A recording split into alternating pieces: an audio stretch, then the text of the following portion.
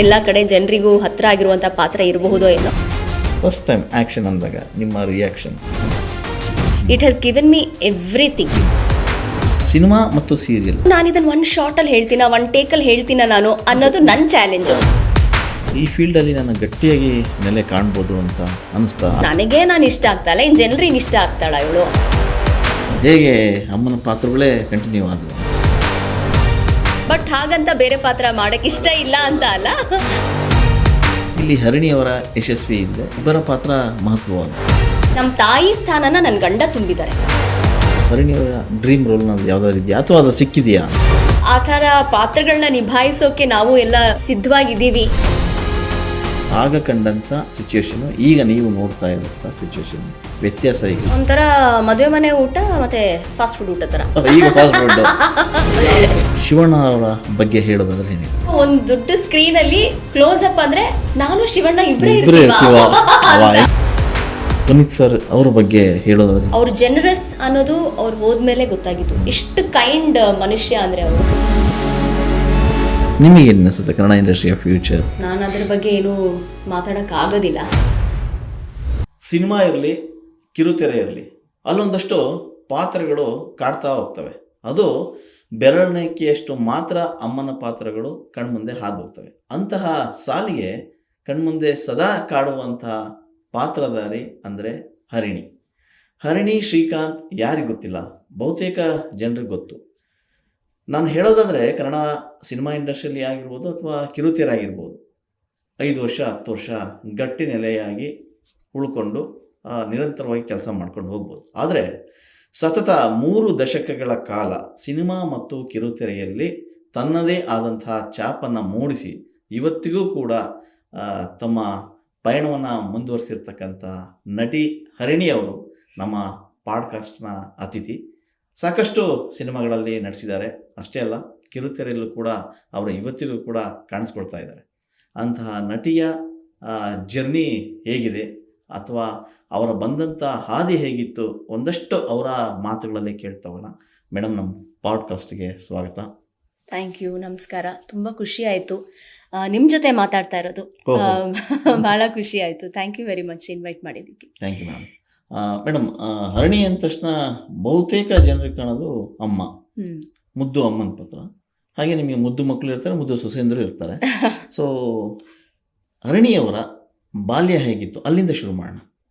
ಹಾಂ, ನಾನು ಬೇಸಿಕ್ಲಿ ನಮ್ಮದು ಏನೋ ಸಂಗೀತದ ಮನೆತನ. ಓಕೆ. ಅಂದರೆ ನಮ್ಮ ಮುತ್ತಜ್ಜಿ ಹಾಡ್ತಾಯಿದ್ರು, ನಮ್ಮ ಅಜ್ಜಿ, ನಮ್ಮ ತಂದೆ, ನಮ್ಮ ಚಿಕ್ಕಪ್ಪಂದರು, ನನ್ನ ಅಣ್ಣ, ನನ್ನ ಕಸಿನ್ಸು ಎಲ್ಲರೂ ಕೂಡ ಸಂಗೀತದಲ್ಲೇನೆ ಇನ್ವಾಲ್ವ್ ಆಗಿರೋರು, ಇಮ್ಮರ್ಸ್ ಆಗಿರೋರು ಅಂತ ಹೇಳ್ಬಹುದು. ಸೊ ಹಾಗಾಗಿ ಸದಾ ಕಾಲ ನನಗೆ ಕೇಳ್ತಾ ಇದ್ದಿದ್ದು ಸಂಗೀತ. ನಮ್ಮ ತಂದೆ ಮೃದಂಗ ನುಡ್ಸೋರು. ಬಟ್ ನನಗೆ ತುಂಬ ಹೆಚ್ಚು ಅಂದರೆ ಅಟ್ರಾಕ್ಟ್ ಆಗಿದ್ದು ಅಂತ ಹೇಳೋದಂದ್ರೆ ಡ್ಯಾನ್ಸ್. ಸೊ ಹಾಗಾಗಿ ನಾನೇ ಮೊದಲ ನೃತ್ಯಗಾರ್ತಿ ನಮ್ಮ ಮನೇಲಿ. ಬಟ್ ಕಲೆಗೆ ಸಂಬಂಧಪಟ್ಟಿದ್ದೆ ಯಾವುದೋ ಒಂದು ಆಯಾಮನ ನಾನು ಆಯ್ಕೆ ಮಾಡ್ಕೊಂಡೆ. ಕ್ಲಾಸಿಕಲ್ ಭರತನಾಟ್ಯ ಕಲ್ತಿದ್ದು. ಸೊ ಹಾಗಾಗಿ ನನ್ನ ಒಂದು ಜರ್ನಿ ಟು ಆರ್ಟ್ ನಮ್ಮ ತಾಯಿ ಹೊಟ್ಟೆಲಿದ್ದಾಗಿಂದನೇ ಪ್ರಾಯಶಃ ಶುರು ಆಗಿರಬಹುದು. ನಮ್ಮ ಅಣ್ಣ ಕೂಡ ಒಬ್ಬ ದೊಡ್ಡ ಲೆಜೆಂಡ್ರಿ ಪರ್ಕಷನಿಸ್ಟ್, ಆರ್ಟಿಸ್ಟ್. ನನ್ನ ಕಸಿನ್ಸ್ ಎಲ್ಲರೂ ಕೂಡ ಈಗ ನೆಕ್ಸ್ಟ್ ಜನರೇಷನ್ ಕೂಡ ಅದೇ ಹಾದಿಲಿ ಹೋಗ್ತಾ ಇದ್ದಾರೆ. ಸೊ ಅದೇ ಒಂದು ಖುಷಿಯಾದ ಸಂಗತಿ. ಓಕೆ, ನೀವು ಶಾಲಾ ದಿನಗಳಲ್ಲೇ ಅದು ನಿಮಗೆ ಡ್ಯಾನ್ಸ್ ಕಲೆ ಕರಗತ ಆಯಿತು? ಹಾಂ, ಶಾಲೆಯಲ್ಲಿ ಅಂದರೆ ನಂದು ವಾಣಿ ಸ್ಕೂಲಲ್ಲಿ ಓದಿದ್ದು. ಶಾಲೆಯಲ್ಲಿ ನಂಗೆ ಎಷ್ಟು ಎನ್ಕರೇಜ್ಮೆಂಟ್ ಸಿಕ್ತು ಅಂದರೆ, ಸಿಲ್ವರ್ ಜೂಬ್ಲಿ ಫಂಕ್ಷನಿಗೆ, ಸ್ಕೂಲ್ ಸಿಲ್ವರ್ ಜೂಬ್ಲಿ ಫಂಕ್ಷನಿಗೆ ನನ್ನದೇ ಒಂದು 2.5 hours ಪ್ರೋಗ್ರಾಮ್ ಆರ್ಗನೈಸ್ ಮಾಡಿದ್ರು ನಮ್ಮ ಸ್ಕೂಲ್ ಅವರು. ಸೊ ಅಂದರೆ ನಾನು ಹೇಳೋದೇನೆಂದರೆ, ಚಿಕ್ಕ ವಯಸ್ಸಿಂದನೂ ಎನ್ಕರೇಜ್ ಮಾಡ್ತಾ ಹೋದರೆ, ಅದನ್ನು ರೆಕಗ್ನೈಸ್ ಮಾಡಿ ಮಕ್ಕಳಲ್ಲಿ ಇರುವಂತಹ ಒಂದು ಟ್ಯಾಲೆಂಟ್ ಏನಿದೆಯೋ, ಚಿಕ್ಕ ವಯಸ್ಸಿಂದನೂ ಸ್ಕೂಲು, ಮನೆ ಅಷ್ಟೇ ಅಲ್ಲ, ಮನೆ ಗುರುಗಳು ಅಷ್ಟೇ ಅಲ್ಲದೆ ಸ್ಕೂಲಲ್ಲೂ ಕೂಡ ಅಷ್ಟೇ ಒಂದು ಎನ್ಕರೇಜ್ಮೆಂಟ್ ಕೊಟ್ಟರೆ ತುಂಬ ಖುಷಿ ಆಗುತ್ತೆ. ಸೊ ಒಂಥರ ಸ್ಕೂಲಲ್ಲೆಲ್ಲ ನಾನು ಪ್ರೋಗ್ರಾಮ್ ಮಾಡಿ ನೆಕ್ಸ್ಟ್ ಡೇ ಹೋದರೆ ಪ್ರತಿಯೊಬ್ಬರಿಗೂ ನಾನು ಗೊತ್ತು. ಹೆಂಗ ಅನ್ಸತ್ತೆ ಒಂಥರ ಸ್ಕೂಲಲ್ಲಿ ಹೋಗ್ತಿದ್ದಂಗೆನೆ, ಇವಳು ನೆನೆ ಡಾನ್ಸ್ ಮಾಡಿಲ್ಲಲ್ಲ ತುಂಬಾ ಚೆನ್ನಾಗಿತ್ತು, ನೀನು ನೆನೆ ಡಾನ್ಸ್ ಮಾಡಿದ್ಯಲ್ಲ ತುಂಬಾ ಚೆನ್ನಾಗಿತ್ತು ಅಂತ. ಸೊ ಒಂಥರ ಎಕ್ಸೈಟ್ಮೆಂಟ್, ಖುಷಿ ಅನ್ಸೋದು. ಸೊ ಹಂಗೆ ಒಂದು ಸ್ಟಾರ್ಟ್ ಆಗಿದ್ದು. ಓಕೆ, ನೀವು SSLC ಮುಗಿಸಿದ ತಕ್ಷಣನೇ ನಿಮಗೊಂದು ಅವಕಾಶ ಸಿಗುತ್ತೆ, ಅದು ಆ್ಯಂಕರಿಂಗ್ ಮಾಡೋವಂಥದ್ದು. ಸೊ ಆಗ ಬಂದಾಗ ನಿಮಗೆ ಆ ಅವಕಾಶ ಬಂದಾಗ ನಿಮಗೆ ಫಸ್ಟ್ ಅನಿಸಿದ್ದು ಹೇಗೆ? ಭಯ ಏನಾದ್ರು ಇತ್ತ? ಅಂದರೆ ಆ್ಯಂಕರಿಂಗ್ ಮಾಡೋದು ಸುಲಭ ಅಲ್ಲ ಆಗಿನ ಕಾಲಕ್ಕೆ, ಅಂದ್ರೆ ಹೇಳ್ತಾ ಇರೋದು 30 ವರ್ಷದ ಹಿಂದೆ. ಎಸ್ 94 ನಾನು ಫಸ್ಟ್ ಶುರು ಮಾಡಿದ್ದು ಆ್ಯಂಕರಿಂಗು. ನಾನು ನನ್ನ ಫ್ರೆಂಡ್ಸ್ ಎಲ್ಲ ಒಟ್ಟಿಗೆ ಡಾನ್ಸ್ ಮಾಡ್ತಾ ಇದ್ವಿ. ಅವಾಗ ನನ್ನ ಫ್ರೆಂಡ್ ಒಬ್ಳು ಹೇಳಿದ್ಲು, ಅವಳು ಆ್ಯಂಕರಿಂಗ್ ಮಾಡೋಳು ಟಿವಿಲಿ. ಅವಾಗ ನಾನು ಅನ್ಕೊಳ್ತಾ ಇದ್ದೆ, ನಾನು ಒಂದ್ಸಲ ಟಿವಿಲಿ ಬಂದ್ರೆ ನಾನು ಹೆಂಗ್ ಕಾಣಿಸ್ತೀನಿ, ಒಂದ್ಸಲ ನನ್ನನ್ನು ನಾನು ಟಿವಿಲಿ ನೋಡ್ಕೋಬೇಕಲ್ಲ ಅಂತ. ಅವಾಗೆಲ್ಲ ನಮಗೆ ಈ ಮ್ಯಾನಿಫೆಸ್ಟೇಷನ್ ಅನ್ನೋದು ಏನೂ ಗೊತ್ತಿರ್ಲಿಲ್ಲ. ಬಟ್ ಆ ಥಾಟ್ ಒಂದಿರುತ್ತಲ್ಲ, ಒಂದು ಸ್ಟ್ರಾಂಗ್ ಥಾಟ್ ಹೋಗಿ ಗುಡ್ ಇಂಟೆಂಟ್ ಇಂದ ಹೋದ್ರೆ ಐ ಥಿಂಕ್ ಅದು ಸಾಕಾರಗೊಳ್ಳುತ್ತೆ ಅಂತ ಅನ್ಸತ್ತೆ. ನಾನು ಅನ್ಕೊಂಡೆ ಅಷ್ಟೇ. ಅದ್ ನೋಡಿದ್ರೆ ನೆಕ್ಸ್ಟ್ ಡೇ ನನ್ನ ಫ್ರೆಂಡ್ ಯಾರೋ ಒಬ್ಳು ಆಂಕರಿಂಗ್ ಮಾಡ್ಬೇಕಿತ್ತು, ಅವಳಿಗೆ ಆಗದೆ ಇದ್ದ ಕಾರಣ ಸ್ವಲ್ಪ ನಮ್ಮ ಏನು ತಾತನ ಒಂದು ಆಶೀರ್ವಾದದಿಂದ ಅವ್ರ ಚಿಕ್ಕ ವಯಸ್ಸಿಂದನೇ ನನಗೆ LKG ಇಂದನೇ ಕನ್ನಡ ಹೇಳ್ಕೊಟ್ರು ನನಗೆ. ಅಂದ್ರೆ ಕಾತಲ್ ಕೊಟ್ಟು ಕಾಕಿಳಿ LKG UKG ನನಗೆ ಬರ್ತಾ ಇತ್ತು. ಸೊ ಫಸ್ಟ್ ಸ್ಟ್ಯಾಂಡರ್ಡ್ ಅಷ್ಟೊಳಗೆ ನಾನು ಕಲ್ತ್ಬಿಟ್ಟಿದ್ದೆ ಫುಲ್ಲು. ಸೊ ಹಂಗಾಗಿ ನನಗೆ ಭಾಷೆ ಸ್ವಲ್ಪ ಸ್ಪಷ್ಟ ಇತ್ತು, ಜ್ಞಾನ ಗೊತ್ತಿಲ್ಲ, ಅದು ಪಡ್ಕೊಳ್ತಾ ಹೋಗ್ಬೇಕಾಗತ್ತೆ, ಅದಕ್ಕೊಂದು ಎಂಡ್ ಇರಲ್ಲ. ಸೊ ಹಂಗಾಗಿ ಬಂದ್ ಕೇಳಿದ್ರು, ನೀನ್ ಮಾಡ್ತೀಯಾ ಅಂದ್ರು. ನಾನು ಅಯ್ಯೋ ಹೌದಲ್ಲ, ಒಂದ್ಸಲ ನನ್ನನ್ನು ನೋಡ್ಕೋಬೇಕು ಅಂತ ಆಸೆ ಇದೆ, ಆಯ್ತು ಮಾಡ್ತೀನಿ ಅಂತ ಅಂದೆ. ಮನೆಗೆ ಬಂದು ಸ್ಕ್ರಿಪ್ಟ್ ಕೊಟ್ರು. ಐ ಥಿಂಕ್ ಡಾನ್ಸರ್ ಆಗಿದ್ದ ಕಾರಣದಿಂದ ಮೆಮೊರಿ ಪವರ್ ಚೆನ್ನಾಗಿತ್ತು ಅಂತ ಅನ್ಸತ್ತೆ. ಸೊ ನನಗೆ ಸ್ವಲ್ಪ ಹಿಂಗೆ ನೋಡೋ ಪಿಕ್ಟೋರಿಯಲ್ ಮೆಮೊರಿನೂ ಒಂಚೂರು ಚೆನ್ನಾಗಿದೆ, ಕೇಳ್ಬೇಕು ನಾನು ಒಂಚೂರು ಚೆನ್ನಾಗಿದೆ. ಸೊ ನಂಗೆ ಹೇಳ್ತಾ ಹೋದ್ರೂ ಗ್ರಾಸ್ಪ್ ಮಾಡಬಲ್ಲೆ, ನೋಡ್ತಾ ಇದ್ರು ಅದನ್ನ ತಲೆಯಲ್ಲಿ ಕೂರಿಸ್ಕೊಳ್ಬಲ್ಲೆ. ಹಂಗಾಗಿ 1 ಪೇಜ್ ಇದು ಕೊಟ್ರು, ಕಾಂಪೇರಿಂಗ್ ಮೆಟೀರಿಯಲ್ ಕೊಟ್ರು ನನಗೆ. ಅಂಡ್ ಅದನ್ನ ಹೇಳ್ದೆ ನಾನು, ಖುಷಿಪಟ್ಟು ವಿವೇಕಾನಂದ ಪಾರ್ಕ್ ಇದೆಯಲ್ಲ ಗಿರಿನಗರದಲ್ಲಿ, ಅಲ್ಲಿ ದೂರದರ್ಶನಕ್ಕೆ ಸವಿ ನೆನಪು ಅನ್ನುವಂಥ ಒಂದು ಕಾರ್ಯಕ್ರಮಕ್ಕೆ ನಾನು ಆಂಕರಿಂಗ್ ಮಾಡಿದೆ. ಸೊ ಅಲ್ಲಿಂದ ನಂದು ಆಂಕರಿಂಗ್ ಜರ್ನಿ ಶುರುವಾಯ್ತು. ಅಂದ್ರೆ ಅದ್ ಹಂಗೆ ಮುಂದಕ್ಕೆ ಹೋಗತ್ತೆ ಅನ್ನೋದು ನನಗೆ ಗೊತ್ತಿರ್ಲಿಲ್ಲ. ಬಂತು ನಂದೇನಂದ್ರೆ ಮೊದ್ಲಿಂದಾನು ಗೋ ವಿತ್ ದ ಫ್ಲೋ ಅಂತಾರಲ್ಲ, ಹಂಗೆ ಆ ಕ್ಷಣಕ್ಕೆ ಇದು ಬಂತ, ಹಾ ಮಾಡೋಣ, ನಾನು ನನ್ನ ಕೈಲಾಗತ್ತಾ ಮಾಡೋಣ ಅನ್ನೋ ತರ. ಸರಸ್ವತಿ ಪುತ್ರರು? ಅಯ್ಯೋ ಇಲ್ಲ, ಅದು ಬಟ್ ಒಂದಂತೂ ಅದೇ ನಿಜ, ನೀವು ಸರಸ್ವತಿ ಪುತ್ರರು. ಕಲೆ ಎಲ್ಲರನ್ನ ಕೈಬೀಸಿ ಕರೆಯುತ್ತೆ. ಆಯ್ಕೆ ಮಾಡೋದು ಕೆಲವರನ್ನ ಯಾವಾಗ ಅಂತ ಗೊತ್ತಾಗತ್ತೆ ಅಂದ್ರೆ, ನಿಮ್ಗೆ ಯಾವುದೋ ಒಂದು ಪರಿಸ್ಥಿತಿ ಬಂದು ಆ ಪರಿಸ್ಥಿತಿಯಿಂದ ನೀವು ಆಚೆ ಬರ್ಬೇಕು ಅಂದಾಗ ಒಂದು ಸರಸ್ವತಿ ಒಂದು ಕೃಪಾ ಕಟಾಕ್ಷ ಬರುತ್ತಲ್ಲ, ಅವಾಗ್ಲೇ ಗೊತ್ತಾಗೋದು ನೀವು ಆಯ್ಕೆ ಆಗಿದ್ದೀರಿ ಅಂತ. ಅಲ್ಲಿವರೆಗೂ ಗೊತ್ತಾಗೋದಿಲ್ಲ, ರಿಯಲೈಸೇಷನ್ನೇ ಆಗೋದಿಲ್ಲ. ಸೊ ಹಂಗೆ ದೂರದರ್ಶನ ಆ ನೆನಪು, ಸವಿ ನೆನಪು ಕಾರ್ಯಕ್ರಮ ಆಗುತ್ತೆ. ಅದಾದ್ಮೇಲೆ ಮತ್ತೆ ನೀವು ಬಡ್ತಿ ಪಡಿತೀರಾ, ಉದಯ ಟಿವಿಗೂ ಹೋಗ್ತೀರಾ. ಅಲ್ಲಿಯ ಜರ್ನಿ ಹೇಗೆ ಶುರುವಾಯ್ತು? ಅದಾದ್ಮೇಲೆ ಉದಯ ಟಿವಿಗೆ ಟಾಪ್ 10 ಅಂತ ಒಂದು ಕಾರ್ಯಕ್ರಮ ಬರ್ತಾ ಇತ್ತು. ಅಂದ್ರೆ 10 ಹಾಡುಗಳು ರಿಲೀಸ್ ಆಗಿರುವಂತ 10 ಹಾಡುಗಳ ಒಂದು 10, 9, 8, 7 ಆ ತರ ಆರ್ಡರ್ ಅಲ್ಲಿ ಟಾಪ್ 1 ಸಾಂಗ್ ಅದ್ರ ಬಗ್ಗೆ ಮಾತಾಡ್ತಾ ಮಾಹಿತಿಯನ್ನ ಕೊಡೋದು. ತುಂಬಾ ಮಜವಾಗಿತ್ತು. ಅವಾಗೆಲ್ಲ ಆಂಕರಿಂಗ್ ಅಂದ್ರೆ ಒಂಥರ ಸ್ಕ್ರಿಪ್ಟ್ ಕೊಡೋರು, ಸ್ಕ್ರಿಪ್ಟ್ ಕೊಟ್ಟು ನಾನು ಇದನ್ನ 1 ಶಾರ್ಟ್ ಅಲ್ಲಿ ಹೇಳ್ತೀನ, 1 ಟೇಕ್ ಅಲ್ಲಿ ಹೇಳ್ತೀನ ನಾನು ಅನ್ನೋದು ನನ್ನ ಚಾಲೆಂಜ್. ನನಗೆ ನಾನೇ ಹಾಕೊಳ್ತಾ ಇದ್ದಂತಹ ಚಾಲೆಂಜು. ಅವರು ನೀನ್ ಹೇಳ್ಬೇಕಾಗಿಲ್ಲ, ಕಟ್ ಶಾರ್ಟ್ ತಗೋಬಹುದು ಅಂತ. ಆದ್ರೂ ನನ್ಗೆ ಏನೋ ಒಂದು ಕಿಚ್ಚು, ನಾನ್ ಮಾಡ್ಬೇಕು, ನನ್ ಮೆಮೊರಿ ಪವರ್ ಇದೆಯಾ, ನಾನ್ ಪ್ರೆಸೆಂಟ್ ಮಾಡ್ತೀನ ಚೆನ್ನಾಗಿ ಅಂತ, ಅದು ಒಂದು. ಸೊ ಟಾಪ್ 10 ಇಂದ ನನ್ನ ಎಂಟ್ರಿ ಶುರುವಾಯ್ತು ಉದಯ ಟಿವಿಗೆ. ಆಮೇಲೆ ಅಲ್ಲಿ ಒಂಥರ ಮನೆ ಮಗಳ ತರ ಆಗೋಗ್ಬಿಟ್ಟಿದ್ದೆ ನಾನು. ಪ್ರತಿಯೊಂದು ಒಂದು ಕಾರ್ಯಕ್ರಮಕ್ಕೂ ಹರಡಿ ಮಾಡ್ಲಿ ಅನ್ನೋ ತರ ಆಗ್ತಾ ಇತ್ತು. ಅಫ್ಕೋರ್ಸ್ ಜೊತೆಗೆ ಬೇರೆ ಬೇರೆ ಎಲ್ಲ ಆಂಕರ್ಸ್ ಇದ್ರು. ತುಂಬಾ ಒಳ್ಳೆ ಒಂದು ಹೆಲ್ದಿ ಅಟ್ಮಾಸ್ಫಿಯರ್ ಇತ್ತು. ಇವಾಗ ಅವ್ರು ಮಾಡ್ಬೇಕಾದ್ರೆ ಅವರಿಂದ ನಾವೇನಾದ್ರೂ ಕಲ್ತ್ಕೊಳ್ಳೋದಿದ್ಯಾ ಅಂದ್ರೆ, ಅವರು ಹೆಂಗ್ ಡ್ರೆಸ್ ಮಾಡ್ಕೋತಾರೆ ಅವರು, ಅಥವಾ ಹೆಂಗ್ ಮಾತಾಡ್ತಾರೆ, ಅವ್ರ ಸ್ಟೈಲ್ ಏನಿದೆ, ಅಬ್ಸರ್ವೇಷನ್. ಅಂದ್ರೆ ನಾನು ಅದನ್ನ ಹೊರತಾಗಿ ನಾನ್ ಮಾಡ್ಬಲ್ಲ, ಅಥವಾ ಅದನ್ನೇ ಮಾಡ್ಲಾ, ಅದು ಅವ್ರಿಗೆ ಕ್ಲಿಕ್ ಆಗಿದೆ, ನನಗೆ ಕ್ಲಿಕ್ ಆಗತ್ತಾ ಇಲ್ವಾ ಅನ್ನೋದೆಲ್ಲ ಮೋಸ್ಟ್ಲಿ ಅಬ್ಸರ್ವೇಷನ್ಗಿಂತ ಕೊಡ್ತಾರೆ. ಕೊಟ್ಟ ತಕ್ಷಣ ನನ್ನದೇ ಒಂದು ರೀತಿ ಸ್ಟೈಲಲ್ಲಿ ಪ್ರೆಸೆಂಟ್ ಮಾಡೋದು. ಓಕೆ, ಭರತನಾಟ್ಯ ಮಾಡ್ತೀರಿ, ಅಲ್ಲಿಂದ ಆಂಕರಿಂಗ್ ಮಾಡ್ತೀರಿ, ಅದಾದ್ಮೇಲೆ ಮತ್ತೊಂದಕ್ಕೆ ಬಡ್ತಿ ಪಡ್ಕೋತೀರಾ, ಅದು ನಟನೆ. ಅದಕ್ಕೂ ಮುಂಚೆ ಡಬ್ಬಿಂಗು. ಅದಕ್ಕೂ ಮುಂಚೆ ಡಬ್ಬಿಂಗ್. ಆಕ್ಟಿಂಗ್ಗೂ ಮುಂಚೆ ಡಬ್ಬಿಂಗ್. ಹಿಂಗೆ ಆಂಕರಿಂಗ್ ಆಫ್ಕೋರ್ಸ್ ಅದೇ ಲ್ಯಾಂಗ್ವೇಜ್ ಚೆನ್ನಾಗಿದೆ ಅನ್ನೋ ಕಾರಣಕ್ಕೆ ನಮ್ಮ ಸುದರ್ಶನ್ ಇದಾರಲ್ಲ, ನಮ್ಮ ಡಬ್ಬಿಂಗ್ ಆರ್ಟಿಸ್ಟ್, ಅವರು ಮಾಡ್ತೀಯಮ್ಮ, ಒಂದು ಸಿನಿಮಾ ಇದೆ, ಟ್ರೈ ಮಾಡು ಅಂದ್ರು. ಅದೇ ಹೇಳದ್ನಲ್ಲ, ನಾನು just go with the flow, ಬರೋದನ್ನ ಹಂಗೆ ಅವಕಾಶ ಉಪಯೋಗಿಸ್ಕೊಳ್ಳೋದು. ಬಟ್ ಏನಂದ್ರೆ ಅದು ಹಿಂದೂ ಮುಂದೆ ನಾನು ಯೋಚನೆ ಮಾಡಿದೆ, I would just do it ಅಷ್ಟೇ. ಓಕೆ, ಮಾಡಬೇಕು ಅಂದ್ರೆ ಕರೆಕ್ಟಾಗಿ ಅಲ್ಲಿ 100% ಆಗಿ ಪ್ರೆಸೆಂಟ್ ಇದ್ದು ನಾನು ಅದನ್ನ ಮಾಡ್ತಾ ಇದ್ದೆ. ಹಿಂಗ್ ಮಾಡಬೇಕು ಹಂಗ್ ಮಾಡಬೇಕು ಅಂತ ತೋರಿಸೋರು. ಸೊ ನೀಲಮೇಘಶ್ಯಾಮ ನನ್ನ ಮೊದಲ ಡಬ್ಬಿಂಗ್, ರಾಧಿಕಾ ಅವರಿಗೆ ಧ್ವನಿ ಕೊಟ್ಟಿದ್ದೆ ನಾನು. ಸೀತಾರಾಮ್ ಅವರ ಡೈರೆಕ್ಷನ್ ಅಲ್ಲಲ್ಲ, ನೀಲಮೇಘಶ್ಯಾಮ ಡಬ್ಬಿಂಗ್ ಅಲ್ವಾ? ಡಬ್ಬಿಂಗ್ ಅಲ್ಲಿ. ಸೊ ರಾಧಿಕಾ ಅವ್ರಿಗೆ ನಾನು ಧ್ವನಿ ಕೊಟ್ಟಿದ್ದೆ. ಅಲ್ಲಿಂದ ನಂದು ಡಬ್ಬಿಂಗ್ ಜರ್ನಿ ಶುರುವಾಯ್ತು. ಡಬ್ಬಿಂಗ್ ಮಾಡ್ತಾ ಮಾಡ್ತಾ ಮಾಡ್ತಾ ಡಬ್ಬಿಂಗ್ ಮಾಡ್ಬೇಕಾದ್ರೆ ಗೊತ್ತಿಲ್ಲದೆ ನಾವು ಆಕ್ಟ್ ಮಾಡ್ತಾ ಇರ್ತೀವಿ. ಸೊ ಎಕ್ಸ್ಪ್ರೆಷನ್ಸ್ ಬರ್ತಾ ಇರುತ್ತೆ. ಅವಾಗ ಆಕ್ಟಿಂಗ್ ಮಾಡ್ಬೋದಾ, ಅದೇ ಹೇಳದಲ್ಲ, ಥಾಟ್ ಬಂದ್ರೆ ಸಾಕು ಅದು ಆಗೋಗ್ಬಿಡೋದು. ಅವಾಗ ನನ್ಗೆ ಅದು ಹೆಂಗಾಗ್ತಿತ್ತು ಅಂತ ಗೊತ್ತಿಲ್ಲ. ಅಂಡ್ ಆಕ್ಟಿಂಗ್ ಬಂತು. ಪ್ರತಿಭೆ ಅಂತ ಒಂದು ಸೀರಿಯಲ್ಗೆ BR ಕೇಶವ ಅವರ ನಿರ್ದೇಶನಕ್ಕೆ ಬಂತು. ಅದು ಶುರು ಮಾಡಿದೆ. ಅದಾದ್ಮೇಲೆ ಆತ್ಮ ಅಂತ ಒಂದು ಸೀರಿಯಲ್ ಮಾಡಿದೆ ಉದಯ ಟಿವಿಗೆ. ಅಶೋಕ್ ಕಶ್ಯಪ್ ಅವರ ಡೈರೆಕ್ಷನ್ ಮತ್ತೆ ಇದು ಕ್ಯಾಮ್ರಾ ವರ್ಕ್ ಇತ್ತು. ಸರಿ ಮಾಡಿದೆ, ಬಟ್ ನನಗೆ ನಾನು ಇಷ್ಟ ಆಗ್ತಾ ಇರ್ಲಿಲ್ಲ ನೋಡ್ಕೊಂಡಾಗ. ಏನ್ ನನ್ನ ನೋಡಿದ್ರೆ ಅಯ್ಯೋ ನನಗೆ ನಾನು ಇಷ್ಟ ಆಗ್ತಾ ಇಲ್ಲ, ಇನ್ ಜನರಿಗೆ ಇಷ್ಟ ಆಗ್ತಾಳ ಇವಳು ಅನ್ನೋದೊಂದಿತ್ತು.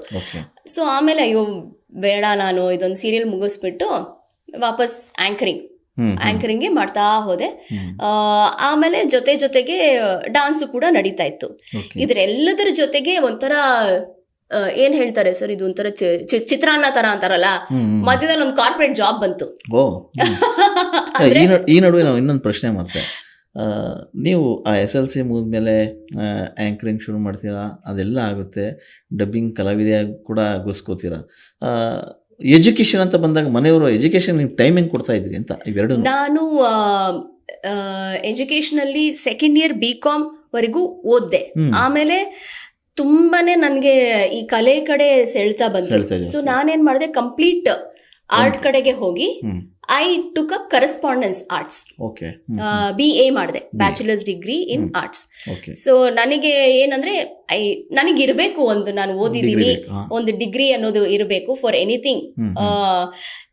ಅದೇ ಯಾವಾಗ್ಲೂ ಏನ್ ಮಾತುಕತೆ ಆಗ್ತಾ ಇರುತ್ತೆ ಅಂದ್ರೆ ಮನೇಲಿ, ಎಜುಕೇಶನ್ ಮುಗಿಸು, ಅಲ್ಲ, ಒಂದು ಪ್ಲಾನ್ A ಅಂದ್ರೆ ಪ್ಲಾನ್ B ನು ನಾನು ರೆಡಿ ಇಟ್ಕೊಂಡಿರ್ತೀನಿ ಸಾಮಾನ್ಯ. ಸೊ ನಮ್ಮನೇಲಿ ನನ್ ಗಂಡ ಹೇಳೋದು, ನೆಗೆಟಿವ್ ಆಗಿ ಯೋಚನೆ ಮಾಡ್ತಾ ಇದ್ಯಾ, ಆಗಲ್ಲ ಅಂತ ಯಾಕೆ ಅನ್ಕೋಬೇಕು ಅಂತ. ನಾನು ಆಗಲ್ಲ ಅಂತ ಅನ್ಕೋತಾ ಇಲ್ಲ, I am just keeping a backup plan ready. ಅದು ಇನ್ನೊಂದು ಅಪ್ರೋಚ್ ಅಷ್ಟೇ ಟುವರ್ಡ್ಸ್ ಇಟ್ ಅಂತ. ಸೊ ಹಂಗೆ ಇದಾಗ್ಲಿಲ್ಲ ಅಂದ್ರೆ ಅದಾಗ್ಲಿ ಅನ್ನೋ ಕಾರಣಕ್ಕೆ ಸೊ ಬ್ಯಾಚುಲರ್ಸ್ ಡಿಗ್ರಿ ಮಾಡ್ಕೊಂಡೆ. ಆಮೇಲೆ ಒಂದು ಫ್ರಂಟ್ ಆಫೀಸ್ ಅಡ್ಮಿನ್ ಆಗಿ ನನಗೆ ಕೆಲಸ ಸಿಕ್ತು. ಕಂಪ್ಲೀಟ್ ಈಗ EPABX ಏನಿರುತ್ತೆ ಅದನ್ನ ಹ್ಯಾಂಡಲ್ ಮಾಡೋದು, front office admin, complete admin ನೋಡ್ಕೊಳ್ಳೋದು, ಅದೊಂದು ಹೊಸ ಜಗತ್ತು. ಹೆಂಗೆ ಅಂದ್ರೆ ಬೆಳಗ್ಗೆ ಆಂಕರಿಂಗ್ ಮಾಡ್ತಿದ್ದೆ, ಕೆಲ್ಸಕ್ಕೆ ಹೋಗ್ತಿದ್ದೆ, ಮತ್ತೆ ಸಾಯಂಕಾಲ ಏನಾದ್ರು ಆಂಕರಿಂಗ್ ಇದ್ರೆ ಅದನ್ನ ಮುಗಿಸ್ಕೊಂಡು ಮನೆಗೆ ಹೋಗ್ತಾ ಇದ್ದೆ. ಆತರ ಇರ್ತಾ ಇತ್ತು ನನ್ನ. ಆಕ್ಚುಲಿ ವೆರಿ ಬಿಸಿ, ಆನೆಸ್ಟ್ಲಿ ತುಂಬಾ ಬಿಸಿನೇ ಇರ್ತಾ ಇದ್ದೆ. ಅಲ್ಲಿ ಏನಂದ್ರೆ ಅಲ್ಲೂ ಕೂಡ ಕಲಿಯೋಕೆ ಸಾಕಷ್ಟು ಅವಕಾಶ ಸಿಕ್ತು ನನಗೆ. ಕಾರ್ಪೊರೇಟ್ ಇದರಲ್ಲಿ ಅದೊಂದು ಕನ್ಸಲ್ಟೆನ್ಸಿ ಫರ್ಮ್ ಆಗಿತ್ತು.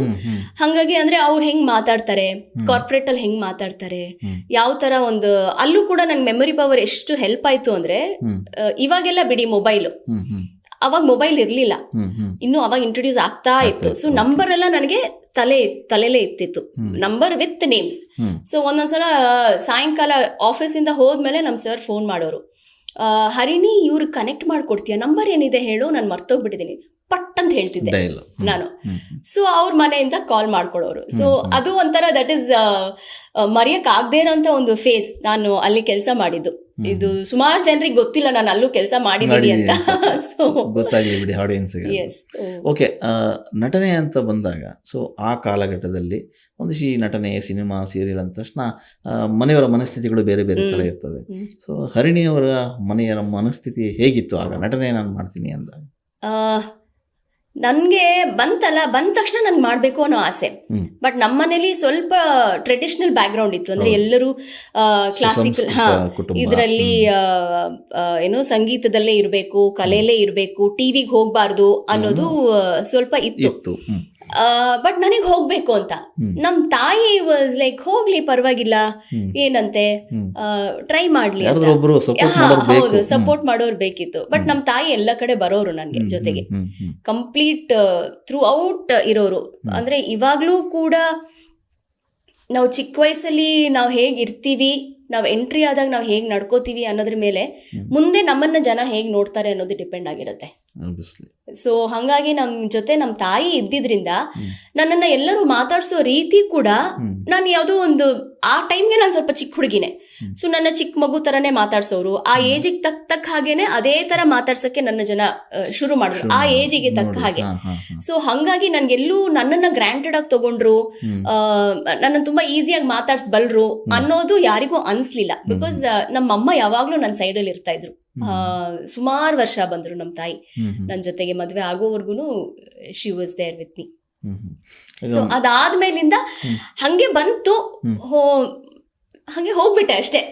ಮನೇಲೂ ಏನು ಹೇಳ್ತಾ ಇರ್ಲಿಲ್ಲ. ಅಫ್ಕೋರ್ಸ್ ನಮ್ಮ ಅಣ್ಣ ಎಲ್ಲ ಸ್ವಲ್ಪ ಬೇಡ ಡಾನ್ಸಲ್ಲಿ ಇರಲಿ ಬೇಡ ಅಂತೆಲ್ಲ ಹೇಳೋರು. ಆಮೇಲಿಂದ they also felt good about the fact. Okay, ಸಂಗೀತದ ಫ್ಯಾಮಿಲಿ ಅಂತ ಹೇಳಿದ್ರಿ. ಹರಣಿ ಅವರು ಎಷ್ಟು ಮಟ್ಟಿಗೆ ಸಂಗೀತ ಕಲ್ತಿದ್ದಾರೆ? ಅಯ್ಯೋ, ಯಾವ ಹಾಡು ಹಾಡಬಹುದು?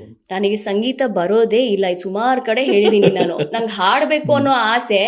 ನಮ್ಮ ಅಜ್ಜಿ ದೊಡ್ಡ ವಿದ್ವಾಂಸರು, ಅವ್ರ ಹತ್ರನೇ ಸಂಗೀತ ಕಲಿಯಕ್ಕೆ ಅಂತ ನಾನು ನಮ್ಮಣ್ಣ ಹೋದ್ವಿ.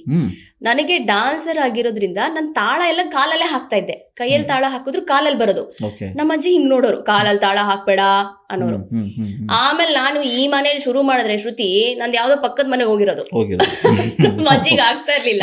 ಒಳ್ಳೆ ಸಿಂಗರ್ ಆಗಿದ್ರೆ ಅದಕ್ಕೆ ಅವರು ಪುಸ್ತಕ ಮಡ್ಚಿಟ್ಬಿಟ್ಟು, ನಿನಗೆ ಸಂಗೀತ ಹಾಡಕ್ ಬರಲ್ಲಮ್ಮ, ಪರವಾಗಿಲ್ಲ, ನೀನ್ ಡಾನ್ಸ್ ಮಾಡ್ತಾ ಇದೀಯ, ಅದನ್ನೇ ಮಾಡ್ಕೊಂಡಿರು ಅಂತ. ಸೊ ಹಂಗೆ. ಓಕೆ, ಅಂದ್ರೆ ಅಲ್ಲಿಗೆ ಸಂಗೀತದ ಜ್ಞಾನ ಇದ್ರೂ ಕೂಡ ನಿಮಗೆ ಒಲವು ಡ್ಯಾನ್ಸ್ ಕಡೆ ಇತ್ತು ಅಂತ ಹೇಳ್ತಾ ಇದ್ರಿ. ಓಕೆ, ಫಸ್ಟ್ ಟೈಮ್ ನೀವು ಕ್ಯಾಮ್ರಾ ಎದುರಿಸ್ತೀರಿ ಅಂದರೆ ಇಲ್ಲಿ ಆ್ಯಂಕರಿಂಗ್ ಮಾಡ್ತೀರಿ, ಡಬ್ಬಿಂಗ್ ಮಾಡ್ತೀರಿ, ಡ್ಯಾನ್ಸ್ ಮಾಡ್ತೀರಿ, ಎಲ್ಲ ಆದಾಗ ಸಿನಿಮಾ ಅಥವಾ ಕಿರುತೆರೆಗೆ ಬಂದಾಗ ಒಂದು ಅವಕಾಶ, ಆ ಎಕ್ಸೈಟ್ಮೆಂಟ್ ಎಲ್ಲ ಇರುತ್ತೆ. ಫಸ್ಟ್ ಟೈಮ್ ಆ್ಯಕ್ಷನ್ ಅಂದಾಗ ನಿಮ್ಮ ರಿಯಾಕ್ಷನ್? ನನಗೆ ಫಸ್ಟಿಂದನೂ ಹೆಂಗೆ ಅಂದರೆ, ಈಗ ಲೈಟ್ ಆನ್ ಆದ ತಕ್ಷಣ ನಾನು ಹಿಂಗೆ ಒಂಥರ ಅಲರ್ಟ್ ಆಗೋದು, ಫುಲ್ ಎಲ್ಲ ತಲೆಯಲ್ಲಿ ಎಲ್ಲಾನು ಕೂರಿಸ್ಕೊಂಡ್ಬಿಟ್ರು. ಇವಾಗ ಆಕ್ಷನ್ ಅಂದ ತಕ್ಷಣ ಎಲ್ಲ ನಾನು ಹೇಳ್ಬಿಡ್ಬೇಕು, ಫುಲ್ ಡೆಲಿವರ್ ಮಾಡ್ಬಿಡ್ಬೇಕು ಅನ್ನೋಂಥದ್ದು.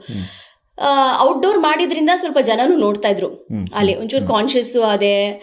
ಅಫ್ಕೋರ್ಸ್ 1-2-3 ಟೇಕ್ಸು ಆಯ್ತು ಫಸ್ಟ್ ಟೈಮ್. ಬಟ್ ನನಗೆ ಲಕ್ಕಿಲಿ ಏನು ಅಂದ್ರೆ, ಹೇಳ್ಕೊಡೋದಕ್ಕೆ ಕರೆಕ್ಟ್ ಆಗಿರುವಂತಹ ವ್ಯಕ್ತಿಗಳಿದ್ರು ನನ್ನ ಗೈಡ್ ಮಾಡಕ್ಕೆ, ಟೀಚ್ ಮಾಡಕ್ಕೆ. ಸೊ ಅದೊಂದು ಕಂಪ್ಲೀಟ್ಲಿ ಟೋಟಲಿ ಬ್ಲೆಸ್ಡ್ ಅಂತ ಹೇಳ್ಬೋದು ನಾನು. ಎನ್ವಿರಾನ್ಮೆಂಟ್ ಏನಿತ್ತು, ಎಲ್ಲೆಲ್ಲಿ ಕೆಲಸ ಮಾಡಿದ್ನೋ ನಾನು, ಎಲ್ಲಾ ಕಡೆನೂ ಕರೆಕ್ಟ್ ಆಗಿ ನನಗೆ ಹೇಳ್ಕೊಡೋರಿದ್ರು. ಸೊ ಹಂಗಾಗಿ ಈಸಿ ಆಯ್ತು ಮಾಡಲಿಕ್ಕೆ. ಓಕೆ, ನಿಮಗೆ ಆ ಸೀರಿಯಲ್ ಮಾಡುವಾಗ ಅದಾದ ನಂತರ ಈ ಫೀಲ್ಡಲ್ಲಿ ನಾನು ಗಟ್ಟಿಯಾಗಿ ನೆಲೆ ಕಾಣ್ಬೋದು ಅಂತ ಅನಿಸ್ತಾ, ಆ ನಂಬಿಕೆ ಇತ್ತ? ಶುರುಲಿ ಇರಲಿಲ್ಲ ನನಗೆ, ಆನೆಸ್ಟ್ಲಿ. ಆ ನಂಬಿಕೆ ಬಂದಿದ್ದು ಯಾವಾಗ ಅಂದರೆ, TN ಸೀತಾರಾಮ್ ಅವರ ಮಿಂಚು ಧಾರಾವಾಹಿ ಮಾಡಿದೆ ನಾನು. ಓಕೆ. ಸೊ ಅದಾದಮೇಲೆ ನನಗೆ ಒಂದು ಸ್ವಲ್ಪ ಪರವಾಗಿಲ್ಲ, ನನಗೆ ಅವ್ರು ಹೇಳೋದು ಅರ್ಥ ಆಗುತ್ತೆ, ಅವ್ರೇನು ಅಪೇಕ್ಷೆ ಎಕ್ಸ್ಪೆಕ್ಟೇಷನ್ ಇದೆಯೋ ಅದನ್ನು ನಾನು ಡೆಲಿವರ್ ಮಾಡೋಕ್ಕಾಗತ್ತೆ ಕ್ಯಾಮ್ರಾ ಮುಂದೆ ಅಂತ ಅನ್ಸೋಕೆ ಶುರುವಾಯಿತು ನನಗೆ ಆವಾಗ. ಸೊ ಅವಾಗಿಂದ ನಾನು ಅಂದ್ಕೊಂಡೆ, ಓಕೆ ಫೈನ್, ಇದರಲ್ಲೇ ಮುಂದುವರಿಯೋಣ ಅಂತ ಅಂದ್ಕೊಂಡು. ಆ್ಯಂಡ್ ನನ್ನ ಗಂಡನ ಸಪೋರ್ಟ್ ಕೂಡ ಸಿಕ್ಕಾಪಟ್ಟೆ ಇದರಲ್ಲಿ ಇದೆ, ಇರುತ್ತೆ ಮುಂದೆ ಯಾವಾಗಲೂ. ಸೊ ಹಾಗಾಗಿ ಅವರು ಹೇಳಿದ್ರು, ಇದನ್ನೇ ಕಂಟಿನ್ಯೂ ಮಾಡು, ತೊಂದರೆ ಇಲ್ಲ ಅಂತ. ಸೊ ಅವಾಗಿಂದ ಅನಿಸಿದ್ದು ಅವಾಗ ನನಗೆ. ಓಕೆ, ಒಂದಾದಮೇಲೆ ಒಂದು ಸೀರಿಯಲ್ ಮಾಡ್ತಾ ಹೋಗ್ತೀರಿ. ಸೊ ಅದಾದಮೇಲೆ ಹರಣಿ ಅವರಿಗೆ ತುಂಬ ಪಾಪ್ಯುಲಾರಿಟಿ ತಂದುಕೊಟ್ಟು, ಅಂದರೆ ಜನಪ್ರಿಯತೆ ತಂದುಕೊಂಡ ಪಾತ್ರ ಮತ್ತು ಸೀರಿಯಲ್ ಅದೇ ಮಿಂಚೂಲಿ ಕಾತ್ಯಾಯಿನಿ ಅಂತ ಒಂದು ಹ್ಯಾಂಡಿಕ್ಯಾಪ್ ರೋಲ್ ಮಾಡಿದೆ ನಾನು. ಅದು ಇವತ್ತಿಗೂ ತುಂಬಾ ಜನ ನೆನ್ಪಿಟ್ಕೊಂಡಿದ್ದಾರೆ, ಮಿಂಚು ಕಾತ್ಯಾಯಿನಿ ಅಲ್ವಾ, ಮಿಂಚು ಕಾತ್ಯಾಯಿನಿ ಅಲ್ವಾ ಅಂತ. ಸೊ ಅದು ಮತ್ತೆ ಪುಟ್ಟ ಗೌರಿ ಮದ್ವೆ, ಅದರಲ್ಲಿ ಭಾಗ್ಯ ಅನ್ನೋಂಥ ಪಾತ್ರ. ಆಮೇಲೆ ಮಿಥುನ ರಾಶಿ, ಅದು ನಾಗಿಣಿ, ಇದೆಲ್ಲ ಸಾಕಷ್ಟು ಹೆಸರನ್ನ ತಂದುಕೊಟ್ಟಂತಹ ಪಾತ್ರಗಳು. ಓಕೆ, ಅಲ್ಲಿಂದ ಮತ್ತೊಂದು ಅವಕಾಶ ಗಿಟ್ಸ್ಕೋತೀರಿ, ಅದು ಸಿನಿಮಾ. ಸೊ ಈ ಸಿನಿಮಾ ಅವಕಾಶ ಬಂದದ್ದು ಹೇಗೆ, ಮತ್ತು ಸಿನಿಮಾ ಮತ್ತು ಸೀರಿಯಲ್ ಇವೆರಡನ್ನ ನೀವು ಕಂಪೇರ್ ಮಾಡೋದಾದರೆ ಯಾವುದು ಕಂಫರ್ಟ್ ಅಂತ? ನನಗೆ ಫಸ್ಟ್ ಸಿನಿಮಾ ಮಾಡಿದ್ದು, ನಾನು ಮಿಂಚು ಮಾಡಬೇಕಾದ್ರೇ TN ಸೀತಾರಾಮ್ ಅವ್ರದ್ದೇ ಮೀರಾ ಮಾಧವ ರಾಘವ ಸಿನಿಮಾ. ಅದರಲ್ಲಿ ರಮ್ಯಾ ಅವರ ಫ್ರೆಂಡ್ ರೋಲ್ ನಾನು ಮಾಡಿದ್ದು. ಸೊ ಮಾಡಿ ಅಂತ ಅಂದರು ಇವರು ಸೀತಾರಾಮ್ ಸರು. ಸರಿ ಆಯಿತು ಸರ್ ಮಾಡ್ತೀನಿ. ಓಕೆ ಕರೆದ್ರು. ಫಸ್ಟ್ ಶಾರ್ಟ್ ಇದ್ದಿದ್ದು ಸ್ಯಾಂಕಿ ಟ್ಯಾಂಕ್ ಇದರಲ್ಲಿ ಮೊದಲನೇ ಶಾರ್ಟ್ ಪಾರ್ವತಮ್ಮ ರಾಜ್ಕುಮಾರ್ ಅವರು ಕ್ಲಾಪ್ ಮಾಡಿದ್ರು. ನಂದು ರಮ್ಯಾ ಅವ್ರದ್ದು ಶಾರ್ಟ್ ಇತ್ತು. ಸೊ ಅಲ್ಲಿಂದ ಸಿನಿಮಾ ಅದಾದ್ಮೇಲೆ ಇನ್ನೊಂದು ಸಿನಿಮಾ ಬಂತು. ಸೊ ಅವಾಗ ಓಕೆ ಫೈನ್ ಮಾಡೋಣ ಅಂತ, ಸೀರಿಯಲ್ಲು ಸಿನಿಮಾ ಎರಡೂ ಬ್ಯಾಲೆನ್ಸ್ ಮಾಡ್ಕೊಂಡು ಹೋಗಬಹುದು ಅಂತ ಗೊತ್ತಾಯ್ತು. ಹಾಗಾಗಿ ನನ್ನ ಸಿನಿಮಾ ಜರ್ನಿ ಶುರುವಾಯಿತು. ಇಷ್ಟು ವರ್ಷದ ಜರ್ನಿಯಲ್ಲಿ ಹರಣಿಯವ್ರಿಗೆ ಯಾವತ್ತಾದರೂ ನಾನು ಈ ಫೀಲ್ಡಿಗೆ ಬಂದಿದ್ದು ಸರಿನೋ ತಪ್ಪು ಅನ್ನೋ ಅಂಶ ಏನಾದ್ರು ಕಾಡ್ತಾ, ಅಥವಾ ರೈಟ್ ರಾಂಗ್ ಅನ್ನೋ ಥರದ ಯೋಚನೆ ಏನಾದ್ರು ಮಾಡಿದ್ರಾ ಯಾವಾಗಾದರೂ? ಇಲ್ಲ ಸರ್, ನಾನು ಇದನ್ನ ನಾನು ಆಯ್ಕೆ ಮಾಡ್ಕೊಂಡಿಲ್ಲ. ನನ್ನನ್ನು ಆಯ್ಕೆ ಮಾಡ್ಕೊಂಡಿದ್ರಂತ ಈ ಫೀಲ್ಡ್ ಏನಿದೆ, it has given me everything. So ಎಲ್ಲೋ ಒಂದ್ ಕಡೆ ಸಮಯದ ಅಭಾವ ಅನ್ಸ್ಬೋದು ಅಷ್ಟೇ ವಿನಃ, ಅಂದ್ರೆ ಒಂದು ಫ್ಯಾಮಿಲಿ ಕಡೆಗೆ ಟೈಮ್ ಕೊಡೋಕ್ಕಾಗಿರ್ಬೋದು, ಇಲ್ಲ ಒಂದೊಂದು ರೆಸ್ಟ್, ಅದಷ್ಟೇ ಬಿಟ್ರೆ ಓ ಯಾಕಪ್ಪ ಬಂದೆ ಇಲ್ಲಿಗೆ ಅಂತ ಅನ್ಸಿದ್ದು ಇಲ್ಲ. ಆ ಥರ ಅಂತೂ ಇಲ್ಲ. I am happy. ನನಗೆ ಬರ್ತಾ ಇರುವಂಥ ಪಾತ್ರಗಳು ಸಿನಿಮಾದಲ್ಲಾಗಿರ್ಬೋದು, ಸೀರಿಯಲಲ್ಲಾಗಿರ್ಬೋದು, I am able to manage. And ಜನ ಕೂಡ ಅದೇ ಥರ ಅಕ್ಸೆಪ್ಟ್ ಮಾಡ್ತಾ ಇದ್ದಾರೆ. ಅದೊಂದು ಬ್ಲೆಸ್ಡ್ ಅಂತ ಹೇಳ್ಬೋದು. ಬಹುತೇಕ ಅರಣಿ ಅವರಿಗೆ ಹುಡ್ಕೊಂಬಂದಂಥ ಪಾತ್ರಗಳು ಅಮ್ಮನ ಪಾತ್ರಗಳು. ಸೊ ನೀವು ಬೇರೆ ಬೇರೆ ಸಿನಿಮಾಗಳಲ್ಲೂ ಕೂಡ ದೊಡ್ಡ ದೊಡ್ಡ ಸ್ಟಾರ್ ಜೊತೆಗೆ ಕೂಡ ನಡೆಸಿದಂಥವ್ರು. ಸೊ ಅಮ್ಮನ ಪಾತ್ರ ಅಂದಾಗ ಅದಕ್ಕೆ ಒಂದಿಷ್ಟು ತಯಾರಿಗಳು ಬೇಕಾಗ್ತದೆ. ಸೊ ಆ ಪಾತ್ರಕ್ಕೆ ಏನು ಬೇಕೋ ಅದು. ಸೊ ಹೇಗೆ ಅಮ್ಮನ ಪಾತ್ರಗಳೇ ಕಂಟಿನ್ಯೂ ಆದವು ಅಂತ? ಅದು ಹೇಗೆ ಕಂಟಿನ್ಯೂ ಆಯಿತು ಅಂತ ಗೊತ್ತಿಲ್ಲ. ಫಸ್ಟ್ ನಾನು ನನ್ನ ನಿಜ ಜೀವನದಲ್ಲಿ ತಾಯಿ ಆದಮೇಲೆ ಮೊದಲನೇ ತಾಯಿ ಪಾತ್ರ ಬಂತು ನನಗೆ. ನಾನು ಮಾಡಬಲ್ಲೆ ಅಂತ ನನಗೆ ಅನಿಸ್ತು. ಸೊ ಅಲ್ಲಿಂದ ಪುಟ್ಟಗೌರಿ ಮದುವೆ ಅದು. ಸೊ ಅಲ್ಲಿಂದ ತಾಯಿ ಪಾತ್ರ ಬರ್ತಾ ಹೋಯ್ತು. ನಾನು ಹಂಗೆ ಮಾಡ್ತಾ ಹೋದೆ ಅಷ್ಟೇ. ಆ್ಯಂಡ್ ಇನ್ನೊಂದು ಏನಂದ್ರೆ, ತಾಯಿ ಪಾತ್ರನೇ ಕೊಡ್ತಾರೆ, ಯಾಕೆ ಅಂತ ನನಗೂ ಗೊತ್ತಿಲ್ಲ. ಮೋಸ್ಟ್ಲಿ ದಟ್ ಇಸ್ ಅಕ್ಸೆಪ್ಟೆಡ್ ಅಂತ ಅನ್ಸತ್ತೆ. ಎಲ್ಲಾ ಕಡೆ ಜನರಿಗೂ ಹತ್ರ ಆಗಿರುವಂತ ಪಾತ್ರ ಇರಬಹುದು ಏನೋ. ಹಾಗಾಗಿ ತಾಯಿ ಪಾತ್ರನೇ ಹೆಚ್ಚಾಗಿ ನನಗೆ ಕೊಡ್ತಾರೆ. I am happy. ಬಟ್ ಹಾಗಂತ ಬೇರೆ ಪಾತ್ರ ಮಾಡಕ್ಕೆ ಇಷ್ಟ ಇಲ್ಲ ಅಂತ ಆಫ್ ಕೋರ್ಸ್ ಅದನ್ನು ಕೂಡ ಬ್ರ್ಯಾಂಡ್ ಮಾಡಿಬಿಡ್ತಾರೆ. ಯಾರೋ ಒಬ್ಬರಿಗೆ ಏನೋ ಪೊಲೀಸ್ ಆಫೀಸರ್ ಪಾತ್ರ ಅಂದ್ರೆ ಅದು ಕಂಟಿನ್ಯೂ ಆಗಿರುತ್ತೆ. ಹಾಗೆ ಅಮ್ಮ ಅಂದ ತಕ್ಷಣ ಅರಣಿ ನೆನಪಾಗ್ಬಿಡ್ತಾರೆ ಇಂಡಸ್ಟ್ರಿನಲ್ಲಿ. ಅದೊಂದು ಖುಷಿ ಇದೆ. ಎಸ್, ಅಮ್ಮ ಅನ್ನೋ ಸ್ಥಾನಕ್ಕೆ ನಾನು ನೆನಪಾಗ್ತೀನಲ್ಲ ಅನ್ನೋದೊಂದು ಖುಷಿ ಇದೆ. ಎಲ್ರಿಗೂ ತಾಯಿ ಆಗೋದಿದೆಯಲ್ಲ, ಅದು ದೊಡ್ಡ ವಿಷಯ. ಈ ಜರ್ನಿಯಲ್ಲಿ ತುಂಬ ನನಗೆ ಪಾಪ್ಯುಲಾರಿಟಿ ತಂದು ಕೊಟ್ಟಂಥ ಒಂದು ಪಾತ್ರ ಅಂದರೆ, ನನಗೆ ಆ ಪಾತ್ರದಿಂದ ಸರ್ ನನಗೆ ಬೇರೆಯೇ ನೆಕ್ಸ್ಟ್ ಲೆವೆಲ್ ನನಗೆ ಅವಕಾಶಗಳನ್ನು ಮೀನ್ಸ್ ಜನ ನನಗೆ ಗುರ್ಸೋಕ್ಕೆ ಶುರು ಮಾಡಿದ್ರು. ಪುಟ್ಟಗೌರಿ ಮದುವೆ ಸೀರಿಯಲ್. ಓಕೆ. ಅದರಲ್ಲಿ ತಾಯಿ ಪಾತ್ರ ತುಂಬ ಅದು ಹೆಂಗಿತ್ತು ಅಂದರೆ, ಒಂದು 80 ಎಪಿಸೋಡ್ಗೋ 150 ಎಪಿಸೋಡಿಗೋ ಏನೋ ಆ ಪಾತ್ರ ಎಂಡ್ ಆಗಬೇಕು ಅಂತಿತ್ತು. ಯಾಕಂದರೆ ಅದು ಹಿಂದಿ ರೀಮೇಕ್ ಆಗಿತ್ತು. ಬಟ್ ಅದರಲ್ಲಿ ಆ ಟ್ರ್ಯಾಕ್ ತುಂಬ ಚೆನ್ನಾಗಿ ಹೋಯ್ತು. ಆದ ಕಾರಣ ಸುಮಾರು 1000 ಎಪಿಸೋಡ್ವರೆಗೂ ನಮ್ಮ ಪಾತ್ರ ಬಂತು. ಆ ಪಾತ್ರ ಯಾವಾಗ ಸಾಯಬೇಕು ಅಂತಿತ್ತು ಅದಕ್ಕಿಂತ ಇನ್ನೂ ಹೆಚ್ಚಿನ ಕಾಲ ಆ ಪಾತ್ರ ಜೀವಿಸ್ತು. ಸತ್ ಮೇಲೂ ಕೂಡ ಹೆಂಗಿತ್ತು ಅಂದ್ರೆ, ನಾನು ಸತ್ತಿದ್ದು 1 ವಾರ ತೋರಿಸಿದ್ರು. ಆ ಪಾತ್ರ ಸತ್ತಿದ್ದನ್ನ 1 ವಾರ ಟಿವಿಲಿ ಬಂತು. ಅಂದ್ರೆ ಅದು ಎಲ್ಲಾ ಶಾಸ್ತ್ರನೂ ಮಾಡಿದ್ರು ಅದ್ರಲ್ಲಿ. ಸೊ ಒಂಥರ ಲಿಟ್ರಲಿ ನನಗೆ ನಾನ್ ಸತ್ರೆ ಹಿಂಗಿರತ್ತೆ, ಇಷ್ಟು ಜನ ಅಳ್ತಾರೆ, ಇಷ್ಟು ಜನ ನೋಡ್ತಾರೆ, ಆ ಇಮ್ಯಾಜಿನೇಷನ್ ಅಲ್ಲಿ ಇದ್ರಿ ನೀವು ಅಂತ ನನಗೆ ರಿಯಾಲಿಟಿಗೆ ಹತ್ರವಾದಂಥ ಪಾತ್ರ. ಹಾಗಾಗಿ ಎಲ್ಲರೂ ಅದನ್ನ ಪಾತ್ರ ಇಷ್ಟಪಡ್ತಾರೆ. ಈ ಸಿನಿಮಾ ಅಂತ ಬಂದಾಗ ಸಿನಿಮಾದಲ್ಲೂ ಕೂಡ ಒಂದು ಕಾಡುವಂಥ ಪಾತ್ರ ಅಥವಾ ನೋಡುವಂಥ ಪಾತ್ರ ಇರುತ್ತೆ. ದಿ ಬೆಸ್ಟ್ ಪಾತ್ರ ಅನ್ನೋದಾದ್ರೆ ಸಿನಿಮಾ ವಿಚಾರಕ್ಕೆ ಬಂದರೆ, ಈಗ ಸೀರಿಯಲ್ನಲ್ಲಿ ಹೇಳಿದ್ರಿ ನನಗೆ ಅದು ಆ ಪಾತ್ರ ತುಂಬ ಪಾಪ್ಯುಲಾರಿಟಿ ಇದೆ ಅಂತ. ಸಿನಿಮಾ ಅಂತ ಬಂದಾಗಲೂ ಕೂಡ ಹಾಗೆ ಸಿನಿಮಾದಲ್ಲಿ ನನಗೆ ಓಕೆ, ಸಿನಿಮಾದಲ್ಲೂ ಕೂಡ ನಾನು ಪಾತ್ರಗಳನ್ನ ಮಾಡಿ ಇಲ್ಲೂ ಒಂದು ನೆಲೆ ಕಾಣಬಹುದು ಅಂತ ಅನಿಸಿದ್ದು ಭಜರಂಗಿ ಮಾಡಿದಾಗ ಶಿವಣ್ಣ ಅವರ ಜೊತೆ. ಹರ್ಷ ಈ ಒಂದು ಆಪರ್ಚುನಿಟಿ ಕೊಡಲಿಲ್ಲ ಅಂದಿದ್ರೆ ಪ್ರಾಯಶಃ ನಾನು ಸಿನಿಮಾದಲ್ಲಿ ಮುಂದುವರಿತಿದ್ನೋ ಇಲ್ವೋ ಗೊತ್ತಿಲ್ಲ. ಓಕೆ, ಸಿನಿಮಾನೂ ಹರಿಣಿ ಮಾಡಬಲ್ಲಳು ಅಂತ ಅನಿಸಿದ್ದು ಅಲ್ಲಿಂದ. ಅದಾದ್ಮೇಲಿಂದ ಸಾಕಷ್ಟು ಸಿನಿಮಾಗಳು ಬಂತು ಆ್ಯಂಡ್ ಒಳ್ಳೊಳ್ಳೆ ಪಾತ್ರಗಳು ಬಂತು. ಈಗ ತಾಯಿ ಅಂದರೆ ಒಂದೇ ಥರ ತಾಯಿ ಇರಲಿಲ್ಲ ನಾನು ಮಾಡಿರೋ ಇದರಲ್ಲೂ, ಬೇರೆ ಬೇರೆ ಶೇಡ್ಸ್ ಇತ್ತು. ಸೊ ಹಾಗಾಗಿ ಈಗ ಕೆರೆಬೆಟ್ಟೆ ಆಗಿರ್ಬೋದು, ದೂರದರ್ಶನ ಆಗಿರ್ಬೋದು, ಆ್ಯಂಡ್ ಶಾಕಾಹಾರಿ ಕಂಪ್ಲೀಟ್ಲಿ ಡಿಫ್ರೆಂಟ್ ಅದು ನಿಮ್ಮ ಕೆರಿಯರ್ನಲ್ಲೇ ಒಂದು ಡಿಫರೆನ್ಸ್. ಹೌದು. ಸೊ ಅದರಲ್ಲಿ ಮಾತಿಲ್ಲ ಅಂದ್ರೂ ಕೂಡ ಆ ಪಾತ್ರ ತುಂಬಾ ಮಾತಾಡ್ತು. ಸೊ ಆ ಥರದ್ರಲ್ಲಿ ಹೇಳ್ದಂಗೆ ಎಲ್ಲೋ ಒಂದು ತುಂಬಾ ಖುಷಿ ಅನ್ಸತ್ತೆ. ಬೇರೆ ಬೇರೆ ರೀತಿಯಾದಂಥ ಪಾತ್ರ ಬಂತು. ದೋ ತಾಯಿ ಪಾತ್ರ ಆದ್ರೂ ಕೂಡ ಬೇರೆ ಬೇರೆ ಶೇಡ್ಸ್ ಇತ್ತು. ಶೇಡ್ಸ್ ಇರ್ತದೆ. ಎಸ್ ಮೇಡಮ್, ಈಗ ಒಂದು ಇದರಲ್ಲಿ ಕೆಲಸ ಮಾಡುವಾಗ, ಒಂದು ಫೀಲ್ಡಲ್ಲಿ ಕೆಲಸ ಮಾಡುವಾಗ ಒಂದಷ್ಟು ಇಷ್ಟದ ವ್ಯಕ್ತಿಗಳು ಅವರೇ ಇರ್ತಾರೆ. ಸೊ ಹರಿಣಿ ಅವರಿಗೆ ಕಿರುತೆರೆಯಲ್ಲಿ ಮಾಡುವಾಗ ಯಾರು ಒಳ್ಳೆಯ ನಿರ್ದೇಶಕ ಅಂತ ಕಾಣಿಸ್ಕೊಂಡ್ರು? ಅಂದರೆ ಇಲ್ಲಿ ಅಮ್ಮನಿಗೆ ಮಕ್ಕಳು ಯಾರಿಷ್ಟ ಅಂತ ಕೇಳೋಂಗಾಯ್ತು. ಸೊ ಅದರಲ್ಲೂ ದಿ ಬೆಸ್ಟ್ ಅಂದರೆ ನನ್ನ ಕಂಫರ್ಟ್ ಝೋನಲ್ಲಿ ಕೆಲಸ ಮಾಡೋದು ಅಂದರೆ ಈಗ ಪಾತ್ರಕ್ಕೆ ತುಂಬ ಹೆಸರು ತಂದುಕೊಟ್ಟಂತಹ ಪಾತ್ರಗಳಲ್ಲಿ ನನಗೆ TN ಸೀತಾರಾಮ್ ಅವರ ಮಿಂಚು ಕಾತ್ಯಾಯಿನಿ, ಪುಟ್ಟಗೌರಿ ರಾಮ್ಜಿ ಅವರ ಇದು ಭಾಗ್ಯ, ಮಿಥುನ ರಾಶಿಯ ಗಿರಿಜಾ ವಿನೋದ್ ದೊಂಡಾಣೆ ಅವರ ನಿರ್ದೇಶನ, ಅದು ತುಂಬ ಒಂಥರ ತುಂಬ ಕಂಫರ್ಟ್ ಅಂತ ಅನಿಸ್ತು ನನಗೆ. ತುಂಬ ಹತ್ತಿರ, ನಾನೆಲ್ಲೋ ಏನೋ ಕೆಲಸ ಮಾಡ್ತಾ ಇದ್ದೀನಿ ಅಂತ ನನಗೆ ಅನಿಸ್ತಾ ಇರಲಿಲ್ಲ.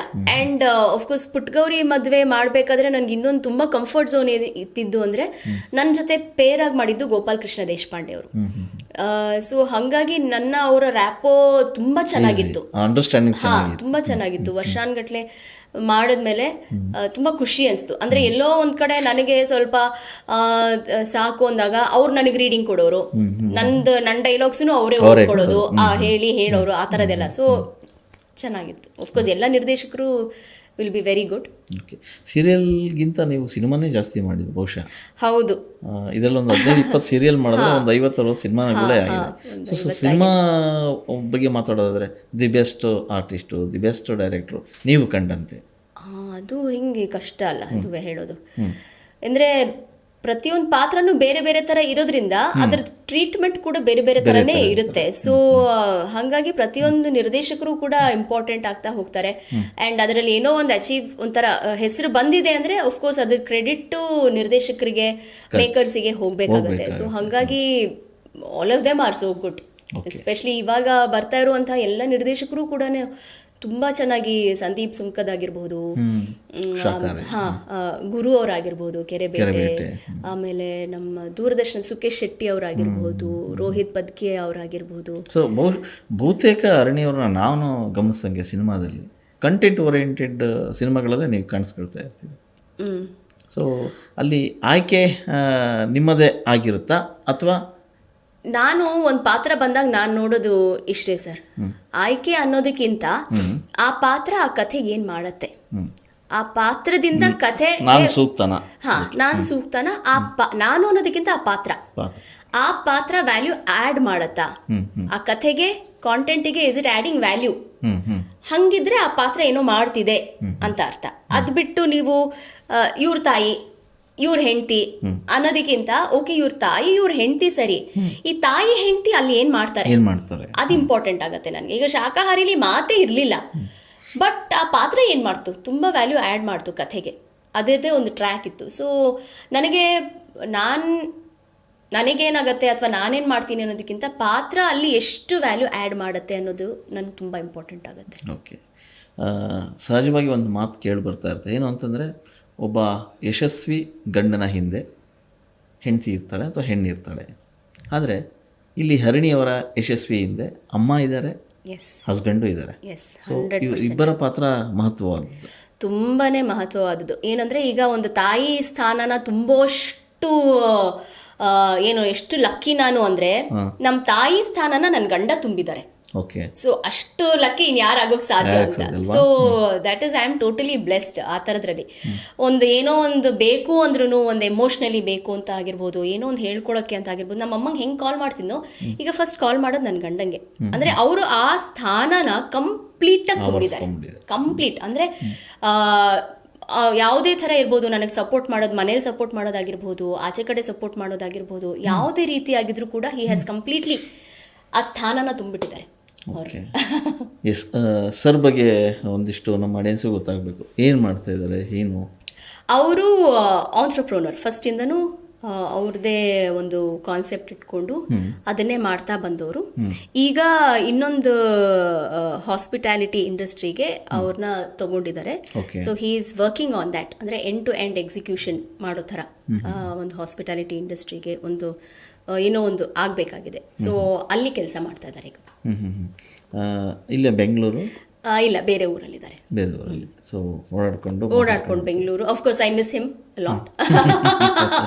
ಆ್ಯಂಡ್ ಎಸ್ ಇದಕ್ಕೆ ಏನು ಆ ಪರಿಸ್ಥಿತಿಗೆ ಹೋಗೋದಕ್ಕೆ ಕಾರಣ ಆದಂತಹ ಪ್ರತಿಯೊಬ್ಬರನ್ನು ನಾನು ನೆನೆಸ್ಕೊಳ್ಳೇಬೇಕು, ಥ್ಯಾಂಕ್ಸ್ ಹೇಳಲೇಬೇಕು.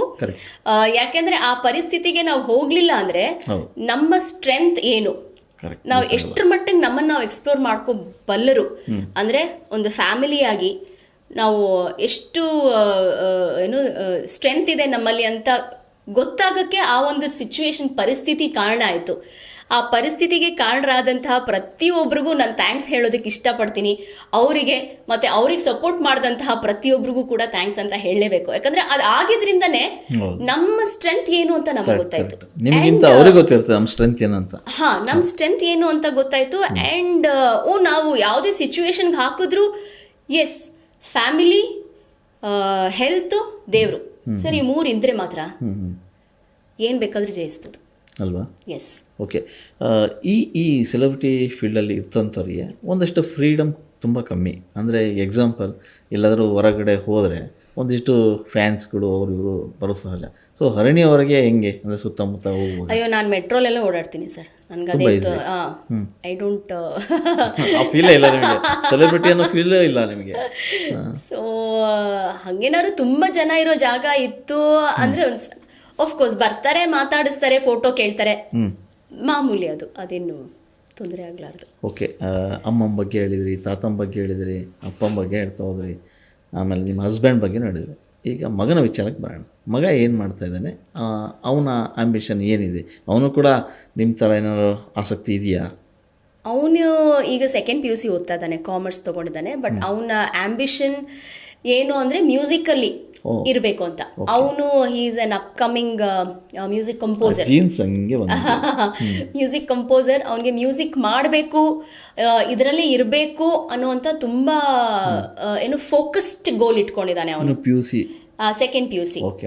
ಆಲ್ರೆಡಿ ಅವನಿಗೆ ತುಂಬ ಮುಂಚೆಯಿಂದನೇ ನಾನು ಇದನ್ನೇ ಮಾಡಬೇಕು ಅಂತ ಅವನಿಗೆ ಇತ್ತು. ಸೊ ಈಗ ರೀಸೆಂಟ್ ಆಗಿ ಒಂದು ಸಾಂಗ್ ರಿಲೀಸ್ ಆಯ್ತು, ವರ ಅಂತ. ತುಂಬಾ ಚೆನ್ನಾಗಿ ಒಳ್ಳೆ ರಿವ್ಯೂಸ್ ಬಂತು. ಈಗ ನೆಕ್ಸ್ಟ್ ಕಾಂಪೋಸಿಷನ್ ಕೂಡ ರೆಡಿ ಇಟ್ಕೊಂಡಿದ್ದಾನೆ. ಅದು ಇನ್ನೇನು ಅದರದ್ದು ರೆಕಾರ್ಡಿಂಗ್ ಆಗ್ಬೇಕಾಗತ್ತೆ. ಸೊ ಅವನಿಗೆ ಇದರಲ್ಲೇ ಮುಂದುವರಿಬೇಕು ಅನ್ನೋ ಆಸೆ ಇದೆ. ನೋಡೋಣ, ದೇವರು, ಜನರು, ನಮ್ಮ ಇಂಡಸ್ಟ್ರಿ ಅವನ ಕೈ ಹಿಡಿದು ಮುಂದೆ ನಡ್ಸ್ಕೊಂಡು ಹೋಗ್ಬೇಕು. ಓಕೆ. ಯೂಶಲಿ ಹರಣಿ ಅವರು ಸಿನಿಮಾ ಕಿರುತ್ತಾರೆ ಈ ರೀತಿಯಾಗಿ ಬ್ಯುಸಿಯಾಗಿರ್ತಾರೆ ಸದಾ. ಸೊ ಯಾಕಂದರೆ ನಮ್ಮ ಇಂಟರ್ವ್ಯೂಗೆ ನಿಮಗೆ 3 ತಿಂಗಳು ನಾನು ಸೊ ಅಷ್ಟು ಬ್ಯುಸಿ. ಫ್ರೀ ಇದ್ದಾಗ ಹರಣಿ ಅವರು ಏನು ಮಾಡ್ತಾರೆ? ಸಂಗೀತ ಏನೋ ಕೇಳ್ತೀನಿ ಅಂತ ಹೇಳ್ತಿದ್ದೀರಿ, ಹಾಡು ಕೇಳ್ತೀರಾ? ಹಾಡೋದಿಲ್ಲ, ಹಾಡು ಕೇಳ್ತೀನಿ ಅಂತ. ಅದು ಬಿಟ್ಟರೆ ಪುಸ್ತಕ ಇತ್ಯಾದಿ ಓದ್ತೀರಿ. ಸೊ ಇನ್ನೂ ಏನು ಮಾಡ್ಬೋದು? ನನಗೆ ಮನೇಲಿದ್ರೆ ನಾನು ಕಂಪ್ಲೀಟ್ಲಿ ಒಂಥರ ಫ್ಯಾಮಿಲಿಗೆ attached. Okay. Totally full family time ಅವಾಗ. ಹೌದು, ಫುಲ್ ಫ್ಯಾಮಿಲಿಗೆ. ಅಂದ್ರೆ ಈಗ ಶೂಟಿಂಗ್ ಇದ್ರೂ ಬೆಳಗ್ಗೆಲ್ಲ ಏನ್ ಮಾಡ್ಬಿಟ್ಟು ಹೋಗ್ಬೇಕು ಅದೆಲ್ಲ ಮಾಡ್ಬಿಟ್ಟು ಹೋಗ್ತೀನಿ. ಬಟ್ ಇಲ್ಲದೆ ಇದ್ದಾಗ ಏನಂದ್ರೆ ಒಂಚೂರು ಟೈಮ್ ಸಿಗತ್ತೆ ನನಗೆ ಉಸಿರಾಡಕ್ಕೆ. ಸೊ ಕಂಪ್ಲೀಟ್ ಫ್ಯಾಮಿಲಿ ಜೊತೆಗೇನೆ ಇರ್ತೀನಿ. And at the same time ನನಗೆ ಅಂತ ಒಂದು ಟೈಮ್ ಸಿಗುತ್ತಲ್ಲ, ಆವಾಗ ನಂದು ವರ್ಕೌಟ್ ಆಗಿರ್ಬೋದು, ಒಂದಷ್ಟು ಜನರನ್ನ ಮೀಟ್ ಮಾಡೋದಾಗಿರ್ಬೋದು, ಮೀಟಿಂಗ್ಸು, ಅದೆಲ್ಲಾನು ಕೂಡ ಈ ಟೈಮಲ್ಲಿ ನಾನು ಪ್ಲ್ಯಾನ್ ಮಾಡಿ ಇಟ್ಕೊಂಡಿರ್ತೀನಿ. So me time and family time, okay, ಎರಡು. ಓಕೆ. ಈ ನಟನೆ ಬಂದಾದಮೇಲೆ ಬೇರೆ ಬೇರೆ ಜಾನರ್ಗಳಲ್ಲಿ ಯೋಚನೆ ಮಾಡೋಂಥ ಆಲೋಚನೆಗಳು ಜಾಸ್ತಿ ಬಂದ್ಬಿಡ್ತವೆ. ಯಾವುದೇ ಒಬ್ಬ ನಟ ಆಗಿರ್ಬೋದು, ನಟಿ ಆಗಿರ್ಬೋದು, ಅಂದರೆ ಬರೆಯೋ ಆಸಕ್ತಿ ಇರ್ಬೋದು ಅಥವಾ ಡೈರೆಕ್ಷನ್ ಮಾಡೋ ಆಸಕ್ತಿ ಇರ್ಬೋದು. ಹರಣಿ ಅವರ 30 ವರ್ಷದ ಈ ಜರ್ನಿಯಲ್ಲಿ ಯಾವತ್ತಾದರೂ ನಾನು ಡೈರೆಕ್ಷನ್ ಮಾಡಬಲ್ಲೆ? ಅಯ್ಯೋ, ಅನ್ಸಿದೆ ಸರ್, ತುಂಬಾ ಅನ್ಸಿದೆ. ಅನ್ಸ್ತಾನೆ ಯಾಕೆ ಪ್ರಯತ್ನ ಪಟ್ಟಿಲ್ಲ ಅಂತ ನನಗೆ ಗೊತ್ತಿಲ್ಲ. ಅದೇನು ಆ ನಿಟ್ಟಿನಲ್ಲಿ ಏನಾದರೂ ಬರವಣಿಗೆ ಆಗಿದೆಯಾ? ಇಲ್ಲ, ಬಟ್ ನನ್ಗೆ ಹೆಂಗ್ ಬರೀತಾರೆ ಅನ್ನೋದೇ ಗೊತ್ತಿಲ್ಲ ನನಗೆ. ನಾನು ಯಾವಾಗ್ಲೂ ಕೇಳ್ತಾ ಇರ್ತೀನಿ, ಹೆಂಗ್ ಬರೀತೀರಾ ನೀವು, ಯಾವ ತರ, ಹೆಂಗ್ ಶುರು ಮಾಡೋದು, ಹೆಂಗೆ, ಯಾವ ತರ ಮಾಡ್ಬೇಕು.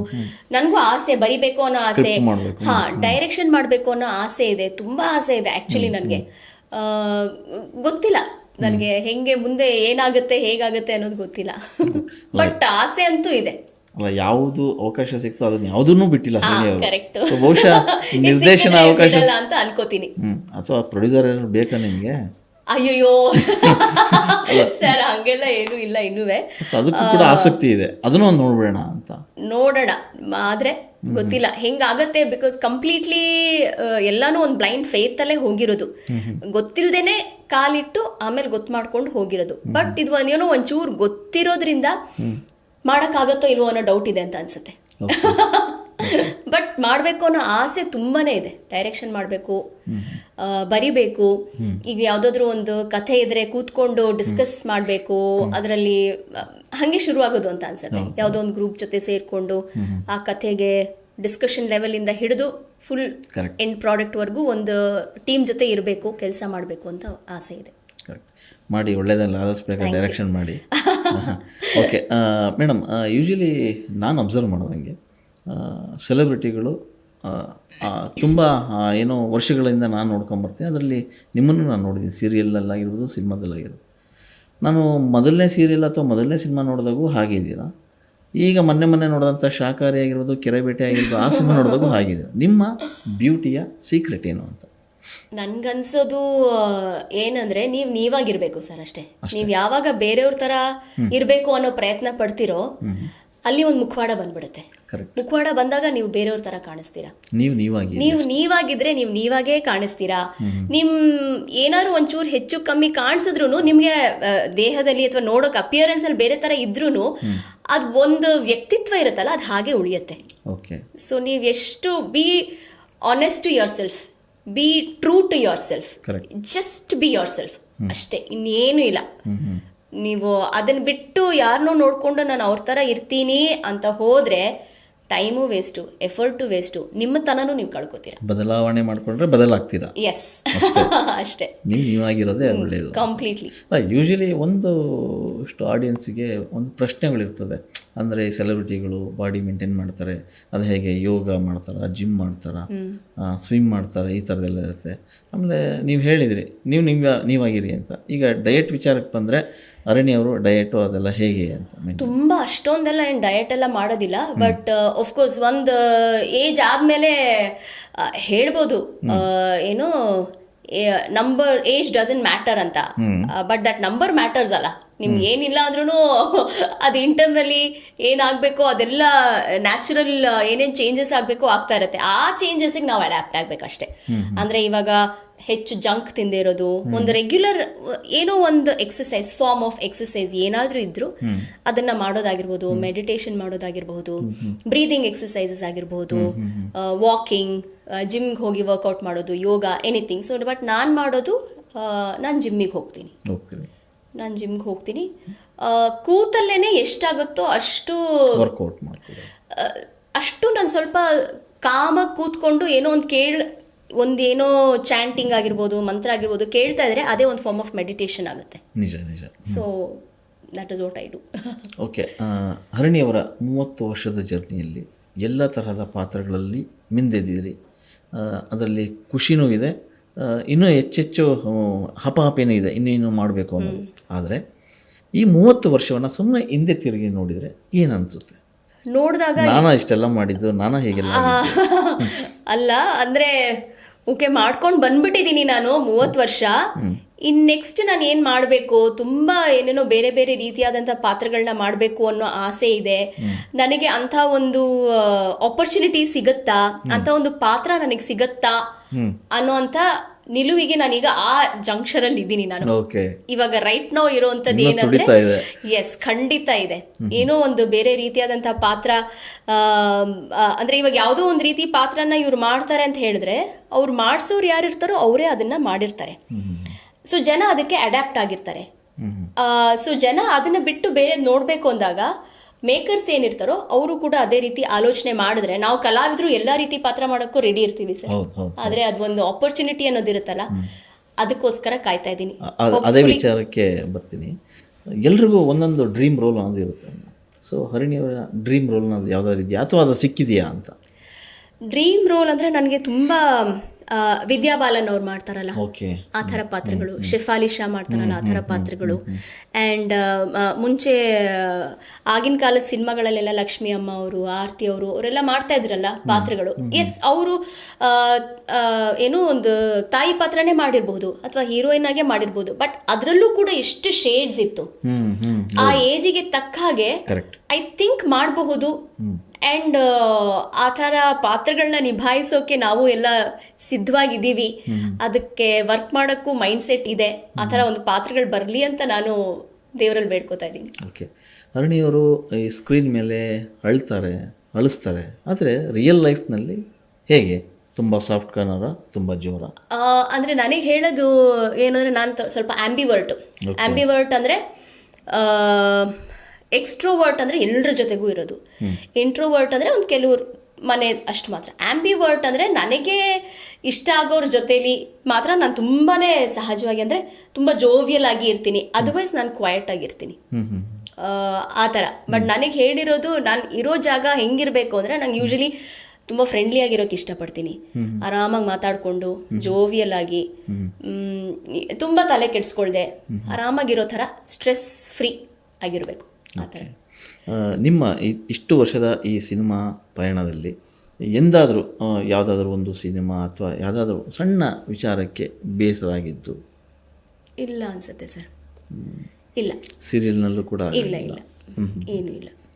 ಏನಂದರೆ ಇವಾಗ ಏನಾಗ್ತಿದೆ ಅಂದರೆ, ಮುಂಚೆ ಪಾತ್ರಕ್ಕೆ ಇವ್ರು ಬೇಕು ಅನ್ನೋದು ಒಂದಾಗಿರಬಹುದು.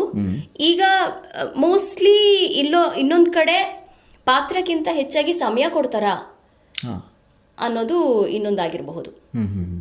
ಅಂದರೆ ಇವಾಗ ಇವರೇ ಬೇಕು ಅನ್ನೋದೊಂದು, ಆದರೆ ಇವರೇ ಬೇಕು, ಎಷ್ಟು ಎಕ್ಸ್ಟೆಂಡೆಡ್ ಟೈಮ್ ಇವ್ರು ಸಿಗ್ತಾರಾ? ಮೋಸ್ಟ್ಲಿ ನನಗಿಲ್ಲ ಅನ್ಸೋದು, ಟ್ಯಾಲೆಂಟ್ಗಿಂತ ಜಾಸ್ತಿ ಅವರು ಅಲ್ಲಿ ಟೈಮ್ ನೋಡ್ತಾರೆ ಅಂತ ಅನ್ಸುತ್ತೆ, ನನ್ನ ಒಂದು ಒಬ್ಸರ್ವೇಷನ್ ಇರೋದು. ಆ ಟೈಮ್ ಬಾಂಡಿಂಗಲ್ಲಿ ಇವ್ರು ಮಾಡ್ತಾರಾ ಇಲ್ಲ ಅನ್ನೋದು. ಓಕೆ, ನೀವು ಕಂಡುಕೊಂಡಂತೆ ಇಷ್ಟು ವರ್ಷದ ಜರ್ನಿನಲ್ಲಿ ಸಾಕಷ್ಟು ಏರಿಳಿತ ಕಂಡಿದೆ ಇಂಡಸ್ಟ್ರಿ. ಅಂದರೆ ಸ್ಮಾಲ್ ಸ್ಕ್ರೀನ್ ಅದು ಪಾಡಿಗೆ ಅದು ಹೋಗ್ತದೆ, ಅಂದರೆ ಅಲ್ಲೂ ಕೂಡ TRP ವಿಚಾರಕ್ಕೆ ಬಂದರೆ ಏರಿಳಿತಗಳು ಆಗ್ತಾನೆ ಇರುತ್ತೆ. ಸಿನಿಮಾ ರಂಗದಲ್ಲೂ ಕೂಡ ಇಂಡಸ್ಟ್ರಿ ಏರಿಳಿತಗಳನ್ನು ನೀವು ನೋಡಿದ್ದೀರಿ. ಯಾವತ್ತಿಗೂ ಕೂಡ ನಿಮಗೆ ಕನ್ನಡ ಇಂಡಸ್ಟ್ರಿ ಬಿಟ್ಟು ಬೇರೆ ಇಂಡಸ್ಟ್ರಿ ಕಡೆ ಅವಕಾಶ ಸಿಕ್ಕಿದ್ದು ಅಥವಾ ಕೈ ಬೀಸಿ ಕರೆದಿದ್ದು ಉಂಟಾ? ಅಥವಾ ಬಂದರೆ ಹರಿಣಿಯವರು ಹೋಗ್ತಾರಾ? ನನಗೆ ಯಾವ ಅವಕಾಶನೂ ಸಿಕ್ಕಿಲ್ಲ. ಬಂದರೆ ಖಂಡಿತ ಹೋಗ್ತೀನಿ. ಪರಭಾಷೆಗೂ ರೆಡಿ? ಹೋಗ್ಬೋದು. ಯಾವೆಲ್ಲ ಭಾಷೆ ಬರ್ಬೋದು? ತೆಲುಗು, ತಮಿಳು? ನನಗೆ ತೆಲುಗು ಸುಮಾರು ಮಾತಾಡ್ತೀನಿ, ತಮಿಳ್ ಮಾತಾಡ್ತೀನಿ, ಹಿಂದಿ ಮಾತಾಡ್ತೀನಿ, ಇಂಗ್ಲಿಷ್ ಮಾತಾಡ್ತೀನಿ. ಸೊ ಅವಕಾಶಗಳು ಬಂದಿಲ್ಲ, ಬಂದರೆ ಹೋಗ್ತೀನಿ, ಅದೇನು ತೊಂದರೆ ಇಲ್ಲ ನನಗೆ. ಕಲಾವಿದರಿಗೆ ಗಡಿ ಭಾಷೆ ಎಕ್ಸ್ಪ್ಲೋರ್ ಮಾಡಲೇಬೇಕು, ಹೊರೈಸನ್ನ ಇನ್ನೂ ಜಾಸ್ತಿ ಹೆಚ್ಚು ಮಾಡ್ಕೊಳ್ತಾ ಹೋಗ್ಬೇಕು ಅನ್ನೋ ಒಂದು ಆಂಬಿಷನ್ ಇದ್ದೇ ಇರತ್ತಲ್ಲ. ಸೊ ಹಾಗಾಗಿ ಗೊತ್ತಿಲ್ಲ, ನನಗೆ ಯಾವುದು ಬಂದಿಲ್ಲ. ಇನ್ನೊಂದೇನಂದ್ರೆ ನನ್ಗೆ ಯಾರು ಗೊತ್ತೂ ಇಲ್ಲ, ಅಲ್ಲಿ ಹೇಗೆ ಅಪ್ರೋಚ್ ಮಾಡೋದು ಅನ್ನೋದು ನನಗೆ ಗೊತ್ತಿಲ್ಲ. ಸೊ ಹಾಗಾಗಿ ಯಾವ್ದಾದ್ರೂ ಮೂಲಕ ಹೋಗಿ ಅದೇನಾದ್ರು ಬಂತು ಅಂದರೆ of course definitely I will. Okay, ನೀವು ರೀಲ್ ಇದ್ದಾಗಲೂ ಕೂಡ ಸಿನಿಮಾ ಕ್ಯಾಮ್ರಾನ ಎದುರಿಸ್ತಾರೋ, ಈಗ ಡಿಜಿಟಲ್ ಬಂದಾಗಲೂ ಕೂಡ ಫೇಸ್ ಮಾಡ್ತಾ ಇದೆ.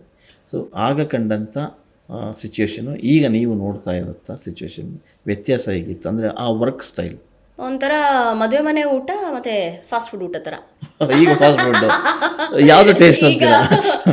ಈಗ ಫಾಸ್ಟ್ ಫುಡ್ ಅಂದರೆ ಅವಾಗ ಹೇಳಿದ್ನಲ್ಲ, ಮದುವೆ ಮನೆ ಊಟ ಅಂದರೆ ಎಲ್ಲವೂ ವಿಸ್ತಾರವಾಗಿ ನೀಟಾಗಿ ಇದಾದ್ಮೇಲೆ ಇದೇ ಬರಬೇಕು, ಇದಾದ್ಮೇಲೆ ಇದೇ ಬರಬೇಕು ಅಂತ ಇತ್ತು. ಈಗ ಫಾಸ್ಟ್ ಫುಡ್ ಅಲ್ಲಿ ಬಂದು ಕಾರ್ಡ್ ಮುಗೀತು, ತಗೊಂಡೋಗಿ ಅಲ್ಲಿ ಹೋಗ್ಬೇಕು, ಟೆಲಿಕಾಸ್ಟ್ ಹೋಗ್ಬೇಕು, ಇವಾಗ ಹಿಂಗೆ ಆಕ್ಟ್ ಮಾಡಿ ಮುಗೀತು, ಕಾರ್ಡ್ ತಗೊಂಡೋಗಿ ಅಲ್ಲಿ ಟೆಲಿಕಾಸ್ಟ್ ಹೋಗ್ಬೇಕು, ಅಷ್ಟು ಫಾಸ್ಟ್ ಆಗಿ ಹೋಗಿದೆ ಇವಾಗ. ಆಫ್ಕೋರ್ಸ್ ಏನು ಮಾಡೋಕ್ಕಾಗಲ್ಲ, ಅಂದ್ರೆ ಏನು ಚೇಂಜ್ ಆಗ್ತಾ ಇರುತ್ತೆ, ಅಡ್ಯಾಪ್ಟ್ ಆಗ್ಲೇಬೇಕು. ನಾವು ಒಂಥರ ಅದಕ್ಕೆ ಅಡ್ಯಾಪ್ಟ್ ಆಗ್ಬಿಟ್ಟಿದೀವಿ, ಏನು ಮಾಡೋಕ್ಕಾಗಲ್ಲ. ನೀವು ಇಲ್ಲಿ ಇರಬೇಕು ಅಂದ್ರೆ ಮೀನು ತಗೊಂಡೋಗಿ ಇದರಿಂದ ನದಿಯಿಂದ ನೀವು ಕೆರೆಗೆ ಹಾಕಿದ್ರು ಅಲ್ಲೂ ಬದುಕಲೇಬೇಕು, ತೊಗೊಂಬಂದು ನೀವು ಒಂದು ಅಕ್ವೇರಿಯಂ ಒಂದು ಬಾಟ್ಲಲ್ಲಿ ಇಟ್ಟರು ಬದುಕಲೇಬೇಕು, ಅಷ್ಟೇ. ಒಟ್ಟಿನಲ್ಲಿ ಬದುಕೋದು ಕಲಿಬೇಕು. ಅದು ಬದುಕೋದು ಕಲ್ತೀರ, ಅದಕ್ಕೆ ಇಷ್ಟು ವರ್ಷದ ಆ ಜರ್ನಿ ಯಶಸ್ವಿಯಾಗಿ ನಡೀತಾನೆ ಇದೆ. ಸಾಮಾನ್ಯವಾಗಿ ಅಮ್ಮನ ಪಾತ್ರ ಅಂದ ತಕ್ಷಣ ಒಳ್ಳೆ ಪಾತ್ರಗಳಿರ್ತವೆ, ಅದರಲ್ಲೂ ಅರಣ್ಯವರೆಗೆ ಒಂದಿಷ್ಟು ಸೀರಿಯಲಲ್ಲಿ ನೆಗೆಟಿವ್ ಪಾತ್ರಗಳು ಸಿಕ್ಕಿದ್ವು. ಸೊ ಯಾವ್ದು ಕಂಫರ್ಟ್ ಅನ್ಸುತ್ತೆ? ನೆಗೆಟಿವ್ ಆಗ್ತಾ ಇದ್ದು ಆ ಚಾಲೆಂಜಿಂಗ್ ಅನ್ಸುತ್ತೆ ಕೆಲವು ನೆಗೆಟಿವ್ ಅಂದಾಗ. ಈಗ ಒಂದು ಮಾಡ್ತಾ ಇದ್ದೀನಿ, ಗೌರಿ ಶಂಕರ ಅಂತ ಮಾಡ್ತಾ ಇದ್ದೀನಿ. ಅದು ಒಳ್ಳೆ ರೀತಿಯಲ್ಲಿ ಶುರು ಆಯ್ತು, ಆಮೇಲೆ ಈಗ ಒಂಥರ ಮೇನ್ ನೆಗೆಟಿವ್ ವಿಲನ್ ತರಾನೇ ಆಗೋಗಿದೆ ಅದುವೇ. ಅಂದ್ರೆ ಇನ್ನೊಂದು ಏನಂದ್ರೆ, ಮಾಡಬಾರ್ದು ಅಂತ ಏನೂ ಇಲ್ಲ, ಮಾಡ್ಬೋದು, ಬಟ್ ಆ ಪಾತ್ರಕ್ಕೆ ನಿಜವಾಗ್ಲೂ ಅದರ ಅವಶ್ಯಕತೆ ಇದೆಯಾ, ಆ ಥರ ನಡ್ಕೊಳ್ಳೋಕ್ಕೆ ಅವಶ್ಯಕತೆ ಇದೆಯಾ ಅನ್ನೋ ಅಂಶ ತುಂಬಾ ಇಂಪಾರ್ಟೆಂಟ್ ಆಗುತ್ತೆ. ಅದನ್ನ ಮೋಸ್ಟ್ಲಿ ಯಾರು ನೋಡಲ್ಲ ಇವಾಗ. ಒಟ್ಟು ಏನು ಇದು ಮಾಡಿದ್ರೆ ನಂಬರ್ಸ್ ಬರ್ತಾ ಇದೆಯಾ, ಇದನ್ನೇ ಮಾಡೋಣ, ಹಿಂಗೆ ಮಾಡೋಣ ಅನ್ನೋದು ಇದೆಯೇ ವಿನಃ ತುಂಬ ಕಡಿಮೆ ಜನ. ಅಂದರೆ ಇದು ಖಂಡಿತವಾಗ್ಲೂ ಸಮಾಜಕ್ಕೆ ನಾವೇನಾದರೂ ಹೇಳೋಕ್ಕೆ ಹೋಗ್ತಾ ಇದ್ದೀವಾ, ಸರಿಯಾದ ರೀತಿಲಿ ಹೇಳ್ತಾ ಇದ್ದೀವಾ ಅನ್ನೋ ನಿಟ್ಟಿನಲ್ಲಿ ಮೋಸ್ಟ್ಲಿ ಏನು ಯೋಚನೆ ಮಾಡೋದು ಕಮ್ಮಿ ಆಗಿದೆ ಅಂತ ನನಗನ್ಸುತ್ತೆ. ಓಕೆ ಮೇಡಮ್, ಸೀರಿಯಲಲ್ಲಿ ಒಂದು ಸಣ್ಣ ಕುತೂಹಲ ನನಗೆ ಏನಂದರೆ, ಬಹುತೇಕ ಸೀರಿಯಲ್ಗಳಿಗೆ ಅತ್ತೆಯರು ವಿಲನ್ ಇರ್ತಾರೆ, ಇಲ್ಲ ಸೊಸೆಯರು ವಿಲನ್ ಇರ್ತಾರೆ. ಸೊ ಇದು ರಿಯಾಲಿಟಿ ನೀವು ಅನಿಸ್ದಂಗೆ, ಯಾಕಂದರೆ ನೀವು ಸೊಸೆ ಆಗಿದ್ದೀರಿ, ಅಮ್ಮ ಆಗಿದ್ದೀರಿ, ಎಲ್ಲ ಆಗಿದ್ದೀರಿ. ರಿಯಲ್ ಮನೆಗಳಲ್ಲಿ ಆ ಥರದ ಕ್ಯಾರೆಕ್ಟರ್ಗಳು ಇರ್ತಾವ ಅಂತ, ಅಥವಾ ಕಾಲ್ಪನಿಕವಾಗಿನ ಹೇಗೆ? ಆ ಥರ ಕ್ಯಾರೆಕ್ಟರ್ ಇರಲ್ಲ ಸರ್. ತುಂಬ ಅಷ್ಟೊಂದು ಲೌಡಾಗೆಲ್ಲ ಯಾರೂ ಇರಲ್ಲ. ಇದ್ರೂ ಹಂಗೆ 24 hours ಯಾರು ಇರ್ತಾರೆ? ಸೀರಿಯಲ್ನೆಲ್ಲ ತೋರಿಸ್ಬಿಟ್ಟು ಹಂಗೆ ಆಗ್ಬೇಕು ಅನ್ನೋ ಥರದ್ದು ಏನಾದ್ರು ಮಾಡ್ಬಿಟ್ಟು ಏನು, ಅದಕ್ಕೆ ನಾನು ಹೇಳ್ತಾ ಇಲ್ವಾ, ನಾವು ಏನು ಹೇಳ್ತಿದ್ದೀವಿ, ಏನಾದರೂ ಹೇಳಕ್ ಹೊರಟಿದೀವ ನಾವು ನಿಜವಾಗ್ಲೂ ಒಳ್ಳೇದು ಹೇಳ್ಬೇಕಾ, ಹೇಳ್ತಾ ಇರೋದು ಒಳ್ಳೇದಾ ಅನ್ನೋದನ್ನ ಮೋಸ್ಟ್ಲಿ ಆ ಯೋಚನೆ ಮಾಡೋಷ್ಟು ಟೈಮ್ ಇಲ್ಲ. ಅಂದ್ರೆ ಟೈಮ್ ಹಿಂಗ್ ಹೋಗ್ತಾ ಇದೆ. ಆ ಟೈಮ್ನ ನಾವು ರೇಸ್ ಮಾಡ್ಕೊಂಡು ಹೋಗ್ತಾ ಇದೀವಿ. ಹೌದು, ಬಟ್ ಟೈಮ್ ಹಂಗೆ ಇದೆ. ಓಕೆ, ಟೈಮ್ ಹಾಗೆ ಇದೆ. ನಾವು ಇದು ಹಂಗಾಗೋಗಿದೆ ಆ ಥರ ಆಗೋಗಿದೆ ಅಂತ ಅನ್ಕೊಂಡು ನಾವು ಓಡ್ತಾ ಇದೀವಿ. ಯಾವ್ದ್ರ ಹಿಂದೆ ಓಡ್ತಾ ಇದೀವಿ ಅನ್ನೋದು ಮಾತ್ರ ಗೊತ್ತಿಲ್ಲ. ಓಡ್ತಾ ಇದೀವಿ ಅಷ್ಟೇ. ಜಗತ್ತೇ ಬದಲಾಗ್ತಾ ಇದೆ. ಹೌದು, ನಾವು ಆ ಬದಲಾವಣೆಗೆ ತನಕ ಹೊಂದ್ಕೊಂಡು ಹೋಗ್ಬೇಕು. ಎಸ್, ಅರುಣಿ ಅವರು ಆಸ್ತಿಕರ ಅಥವಾ ನಾಸ್ತಿಕರ? ನಾನು ಏನಾಗುತ್ತೆ, ಒಂದೊಂದ್ಸಲ ಒಂದೊಂದು ಪರಿಸ್ಥಿತಿಲಿ ಒಂದೊಂದು ಥರ ಆಗುತ್ತೆ. ನಾನು ತುಂಬ ಆಸ್ತಿಕಳೆ. ಓಕೆ, ನಾನು ಐ ಬಿಲೀವ್ ದೇವರು, ನಂಬಿಕೆ, ಗುರುಗಳು, ಒಂದು ಪವರ್ ಇದೆ. ಹಾಗಂತ ನಾನು ತುಂಬ ಕೂತ್ಕೊಂಡು ಪೂಜೆ ಮಾಡ್ತೀನಿ, ದೇವಸ್ಥಾನಕ್ಕೆ ಹೋಗ್ತೀನಿ, ಆ ಥರ ಅಲ್ಲ. But I truly believe Ganesha ಇದ್ದಾನೆ, ಶಿರಡಿ ಬಾಬಾ ಇದ್ದಾರೆ, ಗುರುಗಳಿದ್ದಾರೆ ಅನ್ನೋದು ನಾನು ಖಂಡಿತ ನಂಬ್ತೀನಿ. ಭಾವ, ಎಸ್. ಬಟ್ ಅದೇ ಥರ ಬೇರೆಯವರು ಇರಬೇಕು ಅಂತ ಅನ್ಕೊಳ್ಳೋದು ತಪ್ಪು. ನಿಜ ಅಷ್ಟೇ. ಅದು ನನ್ನ ದಿನ ಏನು ಅಂದರೆ, ಓಕೆ ಹೇಳ್ತೀನಿ, ಕೈ ಮುಗಿತೀನಿ, ದೇವ್ರಿಗೆ ಬೇಡ್ಕೋತೀನಿ. ರಾತ್ರಿ ಮಲ್ಕೊಳ್ಳೋವಾಗಲೂ ಒಂದಷ್ಟು ಪಾಯಿಂಟ್ಸ್ ಇರುತ್ತೆ, ಒಂದಷ್ಟನ್ನೆಲ್ಲ ಪ್ರೇ ಮಾಡ್ಕೊಳ್ಳೋದು, ಮಲ್ಕೊಳ್ಳೋದು. ಅಂದರೆ ಯಾರೋ ಒಬ್ರು ಕೇಳಿಸ್ಕೊತಾ ಇದ್ದಾರೆ ಮೇಲೆ, ದಿನ ಏನೋ ಹೇಳ್ಕೊತಾ ಇದ್ದೀನಿ, ಅವ್ರಿಗೆ ತಲುಪ್ತಾ ಇದೆ, ಅದು ಸಾಕಾರಗೊಳ್ಳೋದಕ್ಕೆ ಎಲ್ಲೋ ಒಂದು ಕಡೆ ಸಹಾಯ ಮಾಡ್ತಾರೆ. ನಂಬಿಕೆ ಜೀವನ ಅಲ್ವಾ? ಎಸ್. ಸೊ ನಂಬಿಕೆ ಇಟ್ಕೊಂಡೆ ಬದುಕ್ತಾ ಹೋಗ್ಬೋದು ಅಷ್ಟೇ. ಆಧ್ಯಾತ್ಮದ ಕಡೆ ಒಲವು ತುಂಬಾ ಇದೆ. ಆದ್ರೆ ಏನೇನೇನೋ ಒಂಥರ ಗೊತ್ತಿಲ್ಲ, ಹೋಗ್ತಾ ಹೋಗ್ತಾ ಐ ಥಿಂಕ್ ಜೀವನದ ಅನುಭವ ಆ ಕಡೆ ಕರ್ಕೊಂಡು ಹೋಗುತ್ತೆ ಅಂತ ಅನ್ಸತ್ತೇನೋ. ಅಂದ್ರೆ ಆ ಕಡೆ ಹೋಗ್ಬೇಕು ಅನ್ನೋದು ಇರಲ್ಲ ನಿಮ್ಮ ಮೈಂಡಲ್ಲಿ, but I think journey takes you there and it is beautiful.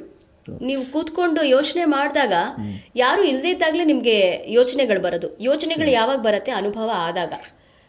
So ಮನುಷ್ಯ ದಿನಗಳ ಕಳೆದಂಗೆ, ವರ್ಷಗಳ ಕಳೆದಂಗೆ ಮಾಗ್ತಾ ಹೋಗ್ತಾನೆ. ಸೊ ಆಗ ಹೊಸ ಹೊಸ ಯೋಚನೆಗಳು ಬರ್ತವೆ, ತಾಳ್ಮೆ ಕಲಿತಾನೆ. ಸೊ ನೀವು ಹೇಳ್ದಂಗೆ ಅನುಭವ ಮತ್ತು ಅನುಭವ ಇವೆರಡೂ ಇದೆಯಲ್ಲ ಮನುಷ್ಯನ, ಅದು ಅವಿಭಾಜ್ಯ ಅಂಗ. ಸೊ ಹಾಗಾಗಿ ಆಧ್ಯಾತ್ಮ ಕಡೆ ನಿಮಗೆ ಹೆಚ್ಚು ಒಲವು ಇದೆ? ಇದೆ, ಖಂಡಿತ ಇದೆ. ನಾನು ಎಲ್ಲೋ ಒಂದ್ ಕಡೆ ತುಂಬಾ ನನ್ನನ್ನು ನಾನು ಮಾತಾಡ್ಕೋತೀನಿ. ಇದು ಅಂದರೆ ತುಂಬ ಏನು ಸ್ಟ್ರೆಸ್ ಕೊಡಲ್ಲ, ಬಟ್ ಸ್ಟಿಲ್ ಇಂಟ್ರೋಸ್ಪೆಕ್ಟ್ ಮಾಡ್ಕೋತೀನಿ. ಆ್ಯಂಡ್ ಆಧ್ಯಾತ್ಮದ ಮೂಲಕ I don't know what spirituality is, but ನಾನು ಯಾವುದೋ ಒಂದು ಝೋನಲ್ಲಿ ಇದ್ದೀನಿ ಇವಾಗ. ಅದು ಆ ಝೋನ್ ಆಧ್ಯಾತ್ಮನ ಏನೂ ಗೊತ್ತಿಲ್ಲ, ಬಟ್ ಕಂಪ್ಲೀಟ್ಲಿ ಅದು ಡಿಫ್ರೆಂಟ್ ಝೋನ್ ಅಂತ ನನಗೆ ಗೊತ್ತು, ಅಷ್ಟಂತೂ ಗೊತ್ತು. ಬಟ್ ಅದು ಸ್ಪಿರಿಚುಯಾಲಿಟಿನ ಏನು ಅನ್ನೋದು ಗೊತ್ತಿಲ್ಲ, but I think it is spirituality ಅಂತ ಅನ್ಕೊಂಡು ನಾನು ಆ ಝೋನಲ್ಲಿ ಇದ್ದೀನಿ ಇವಾಗ. ಸುಮಾರಷ್ಟು ಅದು ನನಗೆ ಯಾವುದೇ ಒಂದು, ಅದೇ ಹೇಳಿದ್ನಲ್ಲ, ಈಗ ಯಾವುದೇ ಒಂದು ಪರಿಸ್ಥಿತಿಗೆ ಹಾಕಿದ್ರೂ ಅದರಿಂದ ಆಚೆಗೆ ಬರೋದು ಕಾನ್ಫಿಡೆನ್ಸ್ ಇದೆ, ಆಚೆ ಬರಬಲ್ಲೆ ನಾನು ಅನ್ನೋ ಕಾನ್ಫಿಡೆನ್ಸ್ ಇದೆ. ಸೊ ಪ್ರಾಬಬ್ಲಿ ಆ ಝೋನಲ್ಲಿ ಇರೋದ್ರಿಂದ ಏನು ಹೇಳ್ತಾರೆ, ತುಂಬ ಲೆಟ್ ಗೋ ಆಗಿರಬಹುದು. ತುಂಬ ಹಿಡ್ಕೊಂಡಿದ್ರೇ ತಾನೇ ಕಷ್ಟ, ಬಿಟ್ಬಿಡಿ ಅಷ್ಟೇ. ಅದ್ರ ಪಾಡಿಗೆ ಅದಿರುತ್ತೆ, ನಿಮ್ಮ ಪಾಡಿಗೆ ನೀವಿರಿ, ದಟ್ಸ್ ಆಲ್. ಹೇಳೋದು ಸುಲಭ, ಆದರೆ ಮಾಡೋದು ಕಷ್ಟ ಸರ್.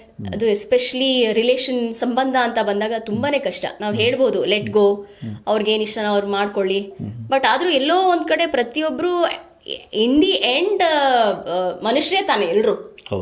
ಸೊ ಹಾಗಾಗಿ ಆ ಮನುಷ್ಯನ ಸ್ವಭಾವ, ಯೋಚನೆ ಏನಿರುತ್ತೋ ಅದು ಬಂದೇ ಬರುತ್ತೆ. ಅದು ಬಂದಾಗ ಅದನ್ನ ಹಿಡ್ಕೊಳ್ಳೋ ಬದಲು ಲೆಟ್ ಇಟ್ ಪಾಸ್ ಅಂತ ಬಿಡ್ತಾ ಇರಬೇಕು.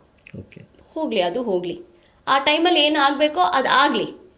ದಟ್ ಈಸ್ ನೇಚರ್, ಅದನ್ನು ತಡೆ ಹಿಡಿಯೋಕ್ಕಾಗೋದಿಲ್ಲ ನಾವು. ಲೈಫಲ್ಲಿ ಕೆಲವರು ಏನೋ ಆಗ್ಬೇಕಂತಿರ್ತಾರೆ, ಏನೋ ಆಗ್ಬಿಡ್ತಾರೆ, ಇನ್ನೇನೋ ಆಗ್ಬೇಕಾದ್ರೆ ಇನ್ನೇನೋ ಆಗ್ಬಿಟ್ಟಿರ್ತಾರೆ. ಸೊ ಅರಣಿ ಅವ್ರಿಗೆ ಏನಾದರೂ ಅನ್ಸಿತ್ತಾ, ನಾನು ಇದು ಆಗ್ಬೇಕಿತ್ತು, ಇದು? ಅಯ್ಯೋ, ನನಗೆ ಏನೇನೋ ಅನ್ಸಿತ್ತು. ನಾನು IPS ಆಗ್ತೀನಿ ಅಂತ ಅನ್ಕೊಂಡಿದ್ದೆ, IAS ಆಗ್ತೀನಿ ಅಂತ, ಡಾಕ್ಟರ್ ಆಗ್ತೀನಿ ಅಂತ, ಆಕ್ಟರ್ ಆಗ್ತೀನಿ ಅಂತ ಯಾವತ್ತೂ ಅನ್ಕೊಂಡಿರ್ಲಿಲ್ಲ ನಾನು. ನೋಡಿ, ಹಾಗಾದ್ರೆ ಅನ್ಕೋಬಾರ್ದು, ಅನ್ಕೊಳ್ದೇ ಇರೋದೇ ಆಗೋದು ಲೈಫಲ್ಲಿ. ಅದೇನು ಆಕ್ಟರ್ ಆಕ್ಟರ್ ಆಗ್ತೀನಿ ಅನ್ಕೊಳ್ಳಿಲ್ಲ, ಬಟ್ ಒಂದ್ಸಲ ಟಿವಿಲಿ ಬರ್ಬೇಕು, ನಾನು ಹೆಂಗ್ ಕಾಣಿಸ್ತೀನಿ ಟಿವಿಲಿ ಅನ್ನೋದು ನನಗೆ. ಕನ್ನಡಿಲಿ ನೋಡ್ಕೊಳ್ಳೋದು ಬೇರೆ, ಸ್ಕ್ರೀನ್ ಮೇಲೆ ನೋಡ್ಕೊಳ್ಳೋದು ಬೇರೆ, ಅದೆರಡಕ್ಕೂ ವ್ಯತ್ಯಾಸ ಇದೆ ಅನ್ನೋದು ಒಂದೇ ಇದ್ದಿದ್ದು ನನಗೆ. ಹಂಗೆ ಆಗಿದೆ ಇವಾಗ. ಸೊ ತುಂಬಾ ಅಂದ್ರೆ ಈಗಲೂ ಕೂಡ ನನಗೆ ಅದೊಂದು ಏನ್ ಹೇಳ್ತಾರೆ, I am hungry for knowledge. ಏನೋ ಮಾಡ್ಬೇಕು, ಏನೋ ಇದೆ ನನಗೆ ಇನ್ನೂ ಮಾಡ್ಬೇಕು ಇದೆ, ಅದೇನೋ ಅನ್ನೋದು ಗೊತ್ತಾಗ್ತಾ ಇಲ್ಲ. ಅದು ಆ ಕ್ವೆಶ್ಚನ್ ಮಾರ್ಕ್ ಹಾಗೆ ಇದೆ. What is that? ಬಹುಶಃ ಆ ಹುಡುಕಾಟದಲ್ಲಿ ನಾನಿದ್ದೀನಿ, ಏನು ಗೊತ್ತಾಗ್ತಾ ಇಲ್ಲ. ಬಹುಶಃ ಕಲಾವಿದರಿಗೆ ಆ ಸ್ಯಾಟಿಸ್ಫ್ಯಾಕ್ಷನ್ ಅದಿರಲ್ಲ, ಇನ್ನೂ ಏನೋ ಮಾಡಬೇಕು, ಹೊಸದು. ಯಾಕಂದ್ರೆ ದಿನನಿತ್ಯ ಕಲಿಯೋದೇ ಇದ್ದೇ ಇರುತ್ತೆ. ಪ್ರತಿಯೊಬ್ಬರು ಪ್ರತಿ ಕ್ಷೇತ್ರದಲ್ಲೂ ಕಲಿಯಬೇಕಿರುತ್ತೆ. ಸೊ ಆ ನಿಟ್ಟಿನಲ್ಲಿ ನೀವು ಇನ್ನೂ ಕಲಿತಾನೆ ಇದ್ದೀನಿ ಅಂತೀವಿ. ಯಾಕಂದ್ರೆ ಸಾಕಷ್ಟು ಕಲ್ತಿದ್ದೀರಾ, ಒಂದಿಷ್ಟು ಜನಗಳಿಗೆ ನಿಮ್ಮ ಪಾತ್ರಗಳ ಮೂಲಕ ಕಲಿಸಿದ್ದೀರಿ ಕೂಡ ಅಲ್ವಾ? ಇನ್ನೂ ಏನು ಕಲಿಬೇಕು ಅಂತ? ಇಲ್ಲ ಸರ್, ಏನು ಅಂತ ಗೊತ್ತಾಗ್ತಾ ಇಲ್ಲ ನನಗೆ. ಐ ಥಿಂಕ್ ಆ ನಾಲೆಡ್ಜ್ ಅನ್ನೋದೇನಿದೆ ಏನೋ ಇದೆ, but I am not able to, ಅದೇನೋ ಅನ್ನೋದು ನಂಗೆ ಗೊತ್ತಾಗ್ತಾ ಇಲ್ಲ. ಮೇ ಬಿ ನಂಗೆ ಇನ್ನೂ ಓದಬೇಕು ಅನ್ನೋ ಆಸೆ ಇದೆಯಾ, ನೀವು ಹೇಳ್ದಂಗೆ ಡೈರೆಕ್ಷನ್ ಮಾಡಬೇಕು, ಆ ಲೈನಲ್ಲಿ ಹೋಗಿ ಅದನ್ನೇನಾದ್ರು ಸ್ಟಡಿ ಮಾಡಬೇಕಾ, ಏನೋ ಮಾಡಬೇಕು ಅಷ್ಟೇ. ಬಟ್ ಏನೋ ಇದೆ, ಅದೊಂದು ಬಿಗ್ ಕ್ವೆಶ್ಚನ್ ಮಾರ್ಕ್ ಇದೆ ನನಗೆ. ನೀವು ಆಗಲೇ ಹೇಳಿದ್ರಿ, ನಾನು ಆಫೀಸರ್ ಆಗಬೇಕಿತ್ತು, ಖಾಕಿ ಆಫೀಸರ್ ಆಗಬೇಕಿತ್ತು. ಸೊ ಅಟ್ಲೀಸ್ಟ್ ರಿಯಲ್ನಲ್ಲಿ ಆಗಲಿಲ್ಲ, ರೀಲ್ನಲ್ಲಿ ಏನಾದ್ರು ರೀಲ್ನಲ್ಲಿ ಇನ್ನೂ ಆಗಿಲ್ಲ. ಆಗಿಲ್ಲ, ಅದೊಂದು ಆಸೆ ಇರ್ಬೋದಾ ಅಂತ, ಇರ್ಬೋದಾ ಅಂತ ನೋಡೋಣ ಅಂತ. ಅಟ್ಲೀಸ್ಟ್ ಆಫೀಸರ್ ಕೊಡ್ಲಿಲ್ಲ, ಕಾನ್ಸ್ಟೇಬಲ್ ಆದ್ರೆ ಕೊಡ್ರಪ್ಪ ಅಲ್ವಾ, ಆ ಪಾತ್ರ ಕೊಟ್ಬಿಡೋಣ ಅಂತ.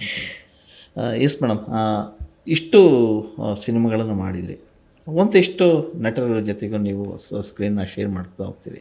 ಸೊ ದಿ ಬೆಸ್ಟ್ ಮೂಮೆಂಟ್ ಅನ್ನೋದು ಕೂಡ ನಿಮ್ಮ ಲೈಫಲ್ಲಿ ಇದ್ದೇ ಇರುತ್ತೆ. ಅಂದರೆ ಆ ನಟರ ಜೊತೆ ನಟಿಸಿದ, ಆಗಲೇ ನೀವು ಗೋಪಾಲ್ ಕೃಷ್ಣ ಅವ್ರ ಬಗ್ಗೆ ಮಾತಾಡಿದ್ರಿ, ದೇಶಪಾಂಡೆ ಅವ್ರ ಬಗ್ಗೆ. ಸೊ ಅವರು ತುಂಬ ಒಳ್ಳೆಯ ನಟ, ಅದು ಎಲ್ರಿಗೂ ಗೊತ್ತಿರೋಂಥದ್ದು. ಸೊ ಸಿನಿಮಾ ವಿಚಾರಕ್ಕೆ ಬಂದರೆ ನೀವು ಶಿವಣ್ಣನ ಜೊತೆಗೆ ಮಾತಾಡಿದ್ರಿ. ಶಿವಣ್ಣ ಅವರ ಬಗ್ಗೆ ಹೇಳೋದಾದ್ರೆ ಏನು ಹೇಳ್ತೀವಿ? ಅವರೊಂದು ಯೂನಿವರ್ಸಿಟಿ ಸರ್. ಅವ್ರಿಗಿರೋ ಡಿಸಿಪ್ಲಿನು, ಅವ್ರಿಗಿರೋ ಎನರ್ಜಿ, ಐ ಥಿಂಕ್ ಅವ್ರನ್ನ ನೋಡಿದ್ರೆ ಸಾಕು, ಅವ್ರ ಸುತ್ತಮುತ್ತ ಇದ್ರೇನೆ ಸಾಕು, ಐ ಥಿಂಕ್ ನೀವು ಸಾಕಷ್ಟು ಕಲಿಬಹುದು. ಕೂತ್ಕೊಂಡು ಅವ್ರ ಜೊತೆ ಮಾತಾಡಲೇಬೇಕು ಅಂತ ಇಲ್ಲ. ಐ ಥಿಂಕ್ ಅವರು by nature is like that ಅಂತ ಅನ್ಸತ್ತೆ. ಸೊ ಅವ್ರ ಸುತ್ತಮುತ್ತ ಇದ್ದು ನೀವು ಜಸ್ಟ್ ಅಬ್ಸರ್ವ್ ಮಾಡಿದ್ರೆ ಐ ಥಿಂಕ್ ಸಾಕಷ್ಟು ಕಲಿಯೋದಿರುತ್ತೆ. ಅವರು ಟೈಮಿಗೆ ಬರೋದು, ಡಿಸಿಪ್ಲಿನು, ಸೆಟ್ಟಲ್ಲಿ ಹೇಗಿರ್ತಾರೆ, ಎಷ್ಟು ಫ್ರೆಂಡ್ಲಿ ಆಗಿರ್ತಾರೆ, ಸೊ ಡೌನ್ ಟು ಅರ್ತ್, ಅದೆಲ್ಲನೂ ಆ ಥರದಲ್ಲಿ ನಾನು ರಂಗಾಯಣ ರಘು ಸರ್ ಜೊತೆ ಮಾಡಿದಾಗ ನಾನು ಕಲ್ತ್ಕೊಂಡಿದ್ದೇನೆಂದರೆ, ಅವರು ಹಲವಾರು ಸ್ಲ್ಯಾಂಗ್ಗಳನ್ನು ಯೂಸ್ ಮಾಡ್ತಾರಲ್ಲ ಅವರ ಚಿತ್ರಗಳಲ್ಲಿ. ಸೊ ನನಗೆ ಆ ಥರದ್ದು ಒಂದು ಇದೆ. ಎಸ್, ಬೇರೆ ಬೇರೆ ಸ್ಲ್ಯಾಂಗ್ ಇರುವಂತಹ ಪಾತ್ರಗಳನ್ನು ಕೂಡ ನಾನು ಮಾಡಬೇಕು. ಪ್ರಾದೇಶಿಕ ಭಾಷೆ, ಉತ್ತರ ಕರ್ನಾಟಕ, ಮಂಗಳೂರು, ಅದನ್ನ ಅಡ್ಯಾಪ್ಟ್ ಮಾಡ್ಕೊಂಡು ಮಾಡೋದ್ರಿಂದ ನಿಮ್ಗೆಲ್ಲೋ ಒಂದ್ ಕಡೆ ಒಂದು ಚೇಂಜ್ ಓವರ್ ಕ್ಯಾರೆಕ್ಟರ್ ಅಲ್ಲಿ ಸಿಗತ್ತೆ. ನಿಮಗೆ ಭಾಷೆ ಬಂದ ತಕ್ಷಣ ನಿಮ್ ಬಾಡಿ ಲ್ಯಾಂಗ್ವೇಜ್ ಚೇಂಜ್ ಆಗುತ್ತೆ, ನಿಮ್ ಹಾವಭಾವಗಳು ಚೇಂಜ್ ಆಗುತ್ತೆ, ಮಾತಾಡೋ ಡೈಲೆಕ್ಟು, ರಿದಮ್ ಎಲ್ಲಾನು ಚೇಂಜ್ ಆಗುತ್ತೆ. ಸೊ ಅದು ಒಂದು ಸಮಥಿಂಗ್ ದಟ್ ನಂಗೆ ತುಂಬಾ ಇಂಟ್ರೆಸ್ಟ್ ಆಗಿದ್ದು. ಓಕೆ, ಅಂದರೆ ಶಿವಣ್ಣ ಅವ್ರ ಕಡೆಯಿಂದ ಕಲ್ತಿದ್ದು ಸಾಕಷ್ಟು ಇದೆ ಬಜರಂಗಿ ಸಿನಿಮಾ ಟೈಮಲ್ಲಿ ನೀವು, ಯಾಕಂದ್ರೆ ಅವ್ರ ಪೇರಾಗಿ ಕೂಡ. ಎಸ್, ನನಗೆ ಹೆಂಗಿತ್ತು ಅಂದರೆ ಶಿವಣ್ಣನ ಜೊತೆನಾ ಗೊತ್ತೇ ಇಲ್ಲ, ಅವ್ರ ಜೊತೆ ಮಾಡ್ತೀನಿ ಅನ್ನೋದು ಐಡಿಯಾನೇ ಇಲ್ಲ. ಹರ್ಷ ಈ ಥರ ಇದೆ ಮಾಡ್ತೀಯಾ ಅಂತ ಅಂದಿದ್ದು ಅಷ್ಟೇ. ಶಿವಣ್ಣನ ಪೇರಾಗಿ ಅಂದ್ರೆ ಈಗ ಒಂದ್ ದೊಡ್ಡ ಸ್ಕ್ರೀನ್ ಅಲ್ಲಿ ಕ್ಲೋಸ್ ಅಪ್ ಅಂದ್ರೆ ನಾನು ಶಿವಣ್ಣ ಇಬ್ರೇ ಇರ್ತೀವ. ಸೊ ಅವಾಗ ಅವ್ರು 6 ಪ್ಯಾಕ್ ಏನೋ ಮಾಡ್ತಾ ಇದಾರೆ, ತುಂಬಾ ವರ್ಕೌಟ್ ಮಾಡ್ತಾ ಇದಾರೆ ಅಂತೆಲ್ಲ ಗೊತ್ತಾಗಿ ಆ ಶೂಟ್ ಟೈಮಲ್ಲಿ ನಾನು ಬಂದಿದ್ದೆ, ಸಪೋಟ ಗಾರ್ಡನ್ ಅವಾಗ ನೀವು ಇದ್ರಿ, ಅವಾಗ ಮೀಡಿಯಾ ಎಲ್ಲ ಆ ಸೀನ್ ಬಗ್ಗೆ ಹೇಳ್ತಿದ್ದೀನಿ. ಓಕೆ, ನಾನು ಅವಾಗ ಸರ್ ಜಿಮ್ ವರ್ಕೌಟ್ ಅಂತ ಶುರು ಮಾಡಿದ್ದು. ಸುಮಾರು ಒಂದು 10-12 ವರ್ಷ ಆಗಿರ್ಬೋದು. ಅವಾಗಿಂದ ನಾನು ವರ್ಕೌಟ್ ಶುರು ಮಾಡಿದ್ದು. ಯಾಕಂದ್ರೆ ನಾನು ಶಿವಣ್ಣ ನೋಡಿ ಅಂದಾಗ ನಾನು ನಾನೇನಪ್ಪ ಫುಲ್ ರೌಂಡ್ ಬಾಲ್ ತರ ಇದ್ದೀನಿ, ನಾನು ಶಿವಣ್ಣನ ಜೊತೆ ಪಕ್ಕದಲ್ಲಿ ನಿಂತ್ಕೊಂಡು ಕ್ಲೋಸ್ ಅಪ್ ಶಾಟ್ ಅಲ್ಲಿ ಇರ್ಬೇಕು ಅಂದ್ರೆ ನಾನು ಹೆಂಗ್ ಕಾಣಿಸ್ಬೇಕು ಅಂತ ವರ್ಕೌಟ್ ಅವಾಗ ಶುರು ಮಾಡಿದ್ದು. ಅದೊಂಥರ ಹಂಗೆ ಎಸ್. ಓಕೆ, ಅಂಜನಿ ಪುತ್ರದಲ್ಲೂ ಕೂಡ ನೀವು ಮಾಡಿದ್ರಿ. ಎಸ್. ಪುನೀತ್ ಸರ್ ಅವ್ರು ಇಲ್ಲ ಅಂದ್ರೂ ಕೂಡ ಇವತ್ತು ನಮ್ಮ ಜೊತೆಗೇ ಇದ್ದಾರೆ. ಸಿನಿಮಾಗಳ ಮೂಲಕ ಅವ್ರು ಮಾಡಿರುವ ಒಳ್ಳೆಯ ಕೆಲಸಗಳ ಮೂಲಕ ಇವತ್ತಿಗೂ ಇದ್ದಾರೆ. ಸೊ ಅವ್ರನ್ನ ನೀವು ಹತ್ರದಿಂದ ನೋಡಿದವರು, ಸಿನಿಮಾಗಳಲ್ಲಿ ಕೆಲಸ ಮಾಡಿದವರು, ಅವ್ರ ಬಗ್ಗೆ ಹೇಳೋದಾದ್ರೆ ಏನು ಹೇಳ್ಬೋದು? ಒಂಥರ ಏನಂತಾರೆ, ವೆರಿ ಕೈಂಡ್ ಹ್ಮ್ ಅವರು. ತುಂಬ ಅವ್ರು ಜನರಸ್ ಅನ್ನೋದು ಅವ್ರು ಹೋದ್ಮೇಲೆ ಗೊತ್ತಾಗಿತ್ತು ತುಂಬ. ಅಂದರೆ ಅಷ್ಟು ಜನರಿಗೆ ಸಹಾಯ ಮಾಡಿದ್ದಾರೆ. ಬಲಗೈ ಮಾಡಿದ್ದು ಎಡಗೈ ಗೊತ್ತಾಗಬಾರ್ದು ಅಂತಾರಲ್ಲ, ಆ ರೀತಿ ಒಂದು ವ್ಯಕ್ತಿತ್ವ ಅವ್ರದ್ದು. ಆ್ಯಂಡ್ ತುಂಬ ಡೌನ್ ಟು ಅರ್ತ್. ಎಲ್ಲೇ ಇದ್ರೂ ಅವ್ರು ಹೆಂಗೆ ಅಂದ್ರೆ, ನಾವು ಅಲ್ಲೆಲ್ಲೋ ದೂರದಲ್ಲಿದ್ರೆ ಅವ್ರು ವೆಯ್ಟ್ ಮಾಡ್ತಾ ಇರ್ಲಿಲ್ಲ ನಾವು ಬರಕ್ಕೆ, ಅವರೇ ಬರೋರು. ಏ ಹರಿಣಿ ಹೌಯೋ ಅಂತ ಅನ್ಕೊಂಡು ಅವ್ರ ಫರ್ಮ್ ಹ್ಯಾಂಡ್ ಶೇಕ್ ಆಗಿರ್ಬೋದು, ಅವ್ರ ಹಗ್ ಆಗಿರ್ಬೋದು, ಇಟ್ ವಾಸ್ ಸೋ ಬ್ಯೂಟಿಫುಲ್. ಇಷ್ಟು ಕೈಂಡ್ ಮನುಷ್ಯ ಅಂದ್ರೆ ಅವರು. ಇನ್ನೂ ಅವ್ರ ಕಣ್ಣಲ್ಲಿ ಆ ಮುಗ್ಧತೆ ಇತ್ತು. ಹಾ, ಅವ್ರು ಶೂಟ್ ಮಾಡ್ಬೇಕಾದ್ರೆ ಅವ್ರ ಕಣ್ಣು ನೋಡಿದ್ರೆ ಇನ್ನೂ ಬೆಟ್ಟದ ಹೂವು ಲೋಹಿತ್ ಅವರೇ ಕಾಣಿಸ್ತಾ ಇದ್ರು ಕಣ್ಣಲ್ಲಿ. ಅಷ್ಟು ಒಂದು ಮುಗ್ಧತೆ, ಇನ್ನಸೆನ್ಸ್ ಇತ್ತು ಅವರಲ್ಲಿ. I think very innocent, very kind ಅವರು. ನಿಮ್ಮ ಪ್ರಕಾರ ಕನ್ನಡ ಇಂಡಸ್ಟ್ರಿ ಈಗ ಪರಿಸ್ಥಿತಿ ಸರಿ ಇಲ್ಲ ಅಥವಾ ತುಂಬ ಡಲ್ ಆಗಿದೆ, ತುಂಬ ಕಷ್ಟ, ಇಂಡಸ್ಟ್ರಿ ಇನ್ನೇನು ಹೋಗೇ ಬಿಡ್ತು ಅನ್ನೋ ಮಾತುಗಳು ಕೇಳಿಬರ್ತವೆ. ಸೊ ಆ್ಯಸ್ ಎ ಆರ್ಟಿಸ್ಟ್ ಆಗಿ ಅಂದರೆ ದಿನನಿತ್ಯ ಸಿನಿಮಾ ಚಟುವಟಿಕೆಗಳಲ್ಲಿ ಭಾಗವಹಿಸೋರು ನೀವು, ನಿಮಗೇನು ಅನಿಸುತ್ತೆ ಕನ್ನಡ ಇಂಡಸ್ಟ್ರಿಯ ಫ್ಯೂಚರ್? ಸರ್, ನಾನು ತುಂಬ ಚಿಕ್ಕವಳು ಅದ್ರ ಬಗ್ಗೆ ಮಾತಾಡೋಕ್ಕೆ. ನಾನು ಅದ್ರ ಬಗ್ಗೆ ಏನೂ ಮಾತಾಡೋಕ್ಕಾಗೋದಿಲ್ಲ. ನನಗೆ ಏನು ಅಂದರೆ, ದೇವ್ರ ದಯೆಯಿಂದ ಕೆಲಸ ಸಿಗ್ತಾ ಇದೆ, ಕೆಲಸ ಮಾಡ್ಕೊಂಡು ಹೋಗ್ತಾ ಇದ್ದೀನಿ. ನಾವು 100% ಆನೆಸ್ಟ್ ಆಗಿ ನಾವು ಕೆಲಸ ಮಾಡಿ ಈ ಇಂಡಸ್ಟ್ರಿಗೆ ನಮ್ಮ ಕಡೆಯಿಂದ ಏನು ಮಾಡೋಕ್ಕೆ ಸಾಧ್ಯನೋ ಅದನ್ನು 100% ಆನೆಸ್ಟ್ ಆಗಿ, ಟ್ರೂತ್ಫುಲ್ ಆಗಿ ಮಾಡೋದಕ್ಕೆ ಪ್ರಯತ್ನ ಅಂತೂ ಪಡ್ತಾ ಇದ್ದೀನಿ. ಎಸ್, ತುಂಬ ಒಳ್ಳೊಳ್ಳೆ ಸಿನಿಮಾಗಳು ಬರ್ತಾ ಇದೆಯಲ್ಲ, ತುಂಬ ಒಳ್ಳೊಳ್ಳೆ ಸಿನಿಮಾಗಳು ಬರ್ತಾ ಇದೆ. ಬಟ್ ಗೊತ್ತಾಗ್ತಾ ಇಲ್ಲ ಏನಾಗ್ತಿದೆ ಅಂತ, ನನಗೂ ಗೊತ್ತಾಗ್ತಾ ಇಲ್ಲ. ದೊಡ್ಡವರೆಲ್ಲ ಅದನ್ನು ಕೂತು ಚರ್ಚೆ ಮಾಡಿ ಪ್ರಾಯಶಃ ಏನಾದರೂ ಒಂದು ಸೊಲ್ಯೂಷನ್ ಕಂಡು ಹಿಡಿಬೇಕು. ಬಹುಶಃ ನೀವು ತಿಳ್ಕೊಂಡಿರೋ ಪ್ರಕಾರ ನೋಡುಗರ ನೋಟ ಏನಾದ್ರು ಬದಲಾಯ್ತಾ ಅಂತ? ಯಾಕಂದರೆ ಇವತ್ತು ಸ್ಕ್ರೀನ್ನಲ್ಲಿ ನೋಡೋದನ್ನು ಮೊಬೈಲಲ್ಲಿ ನೋಡ್ತಾ ಶುರು ಮಾಡಿದ್ರು. ಸೊ ಆ ಕಾರಣಕ್ಕೆ ಒಂದಿಷ್ಟು ಸಮಸ್ಯೆಗಳು ಎದುರಾಗಿರಬಹುದು. ಎಸ್, ಬಟ್ ಜನರನ್ನ ಥಿಯೇಟರ್ ತನಕ ತರೋಕೆ ಏನು ಮಾಡಬೇಕು ಅನ್ನೋದೇನೋ ಒಂದಿದೆ. ಅದೇನು ಅನ್ನೋದನ್ನ ಕಂಡು ಹಿಡಿಬೇಕು. ಒಳ್ಳೆ ಸಿನಿಮಾ ಎಕ್ಸಾಂಪಲ್ಸು ಫ್ರಮ್ಸು ಅಲ್ಲಿ ನನಗೆ ಕಂಡಿದ್ದು ಬರವಣಿಗೆ, ಆಮೇಲೆ ಒಂದು ಅನುಭವದ ಏನು ಇತ್ತು, ಆ ಅನುಭವನೇ ತಂದು ಸಿನಿಮಾಗೆ ಇಟ್ಟರು. ಸೊ ಅದೇ ಸಿನಿಮಾ ಆಗಿದ್ದು. ಬಹುಶಃ ನಾವು ಕಾಲ್ಪನಿಕ ಅಂತ ಅನ್ಕೊಂತ ಹೋದ್ರೆ ಕಷ್ಟ.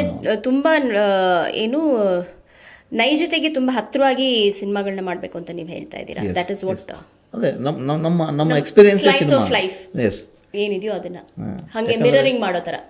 ಹೌದು, ಅದೇ ಸಿನಿಮಾ ಅಲ್ವಾ? ಆಮೇಲೆ ನಾನು ಕಂಡುಕೊಂಡಿದ್ದು, ಒಬ್ಬ ಡೈರೆಕ್ಟ್ರು ಅಥವಾ ಒಬ್ಬ ರೈಟ್ರು ಅದ್ಭುತವಾಗಿ ಸುಳ್ಳು ಹೇಳ್ತಾನೆ ಅಂದರೆ ಅದ್ಭುತವಾಗಿ ಸಿನಿಮಾ ಮಾಡ್ಬೋದಲ್ಲ, ಅಥವಾ ಅದ್ಭುತ ಸಿನಿಮಾ ಆಗುತ್ತೆ ಅದು. ಯಾಕಂದರೆ ಸಿನಿಮಾ ಅನ್ನೋದೇ ಸುಳ್ಳು ನನ್ನ ಪ್ರಕಾರ ಅಲ್ವಾ? ಸಿನಿಮಾ ಕಥೆ ಅನ್ನೋದೇ ಸುಳ್ಳು.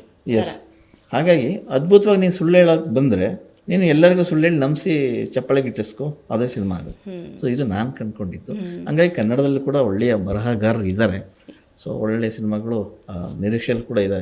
ಈಗ ಈ ವರ್ಷ ಒಂದಿಷ್ಟು ದೊಡ್ಡ ದೊಡ್ಡ ಸಿನಿಮಾಗಳು ಈಗ ಆಲ್ರೆಡಿ 2-3 ಸಿನಿಮಾ ಸೌಂಡ್ ಮಾಡಿದೆ. ಇದೇ ನಿಟ್ಟಿನಲ್ಲಿ ಒಂದು 2-3 ಸಿನಿಮಾ ಬಂದರೆ ಕನ್ನಡ ಇಂಡಸ್ಟ್ರಿ ಐ ಥಿಂಕ್ ದಿನಗಳು ದೂರ ಇಲ್ಲ ಅಂತ ಅನ್ಸೋಕೆ ಶುರುವಾಗಿದೆ ಸ್ವಲ್ಪ.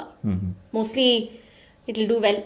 ಎಸ್, ನಿಮ್ಮ ಈ ಜರ್ನಿಯಲ್ಲಿ ಇನ್ನು ಮಾಡಬೇಕಾಗಿರೋ ಸಿನಿಮಾಗಳು ಯಾವ್ಯಾವ ಇದಾವೆ ಈಗ ಪ್ರೆಸೆಂಟ್?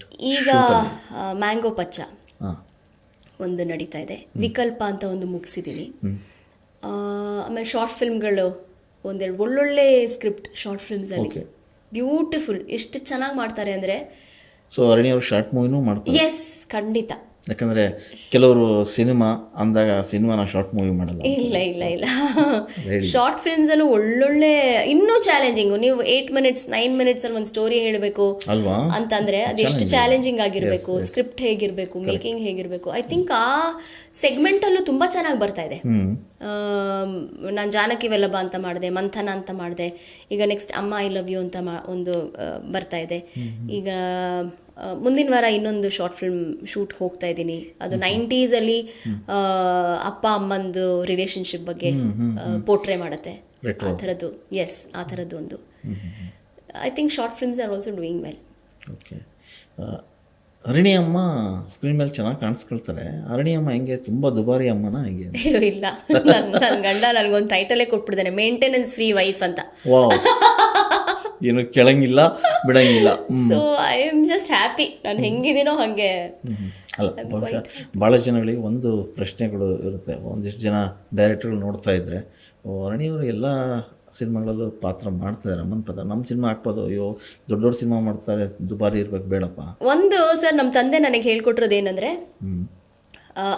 ಏನು ಅವಕಾಶಗಳು ಅನ್ನೋದು ತುಂಬ ಮುಖ್ಯ. ಆಪರ್ಚುನಿಟಿ ಎಸ್, ಅದು ಬಂದಾಗ ಬಿಡಬೇಡ. ಸೊ ಆಪರ್ಚುನಿಟಿ ನಿನ್ನನ್ನು ಹುಡ್ಕೊಂಬಂದಿದೆ ಅಂದರೆ ನಿನ್ನನ್ನೇ ಯಾವುದೋ ಕಾರಣಕ್ಕೆ ಹುಡ್ಕೊಂಬಂದಿದೆ ಅದು. ಕರೆಕ್ಟ್.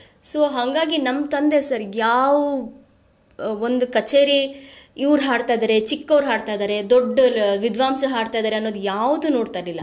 ನಾನು ಹೋಗ್ತೀನ, ಅಲ್ಲಿ ಕೂತ್ಕೋತೀನಿ ಸ್ಟೇಜ್ ಮೇಲೆ, ಆ ಚಿಕ್ಕ ಮಕ್ಕಳನ್ನ ನೋಡಿ ಕಲಿಯೋದು ಎಷ್ಟೊಂದಿರುತ್ತೆ. ಕರೆಕ್ಟ್. ಅವ್ರ ಇನ್ನಸೆನ್ಸ್ ಆಗಿರ್ಬೋದು, ಅವರೆಷ್ಟು ಆನೆಸ್ಟಿಯಿಂದ ಅಲ್ಲಿ ಪರ್ಫಾರ್ಮ್ ಮಾಡ್ತಿರ್ತಾರೆ, ಅದರಿಂದ ನಾನು ಕಲಿಯೋದೇನೋ ಇರುತ್ತೆ ಅನ್ನೋವಂಥ ಒಂದು ಸ್ವಭಾವ ನಮ್ಮ ತಂದೆದು. ಸೊ ಹಾಗಾಗಿ ಅವ್ರು ಹೇಳಿರೋದು, ನಿನಗೆ ಬರೋವಂಥ ಅವಕಾಶಗಳನ್ನ ಆದಷ್ಟು ಬಿಡಬೇಡ. ಆಪರ್ಚುನಿಟಿ ನಿನಗೆ ಕಲಾವಿದರಿಗೆ ಹುಡ್ಕೊಂಡು ಬಂದಿದೆ ಅಂದರೆ ಅದು ಯಾವುದೋ ಒಂದು ಕಾರಣಕ್ಕೆ ಬಂದಿದೆ, ಆಜ್ಞೆ ಇಲ್ಲದೇನೂ ಆಗಲ್ಲ. ಹಾಂ. ಸೊ ಹಾಗಾಗಿ ಬಂದಿದ್ದು ನಾನು ಆದಷ್ಟು ಸರ್ ಹೆಂಗಾದರೂ ಮಾಡಿ ನನಗೆ ಬಂದಿರೋ ಒಂದು ಆಪರ್ಚುನಿಟಿ ಏನಿದೆ ಅದನ್ನು ಆದಷ್ಟು ಬಿಡೋದಿಲ್ಲ ನಾನು.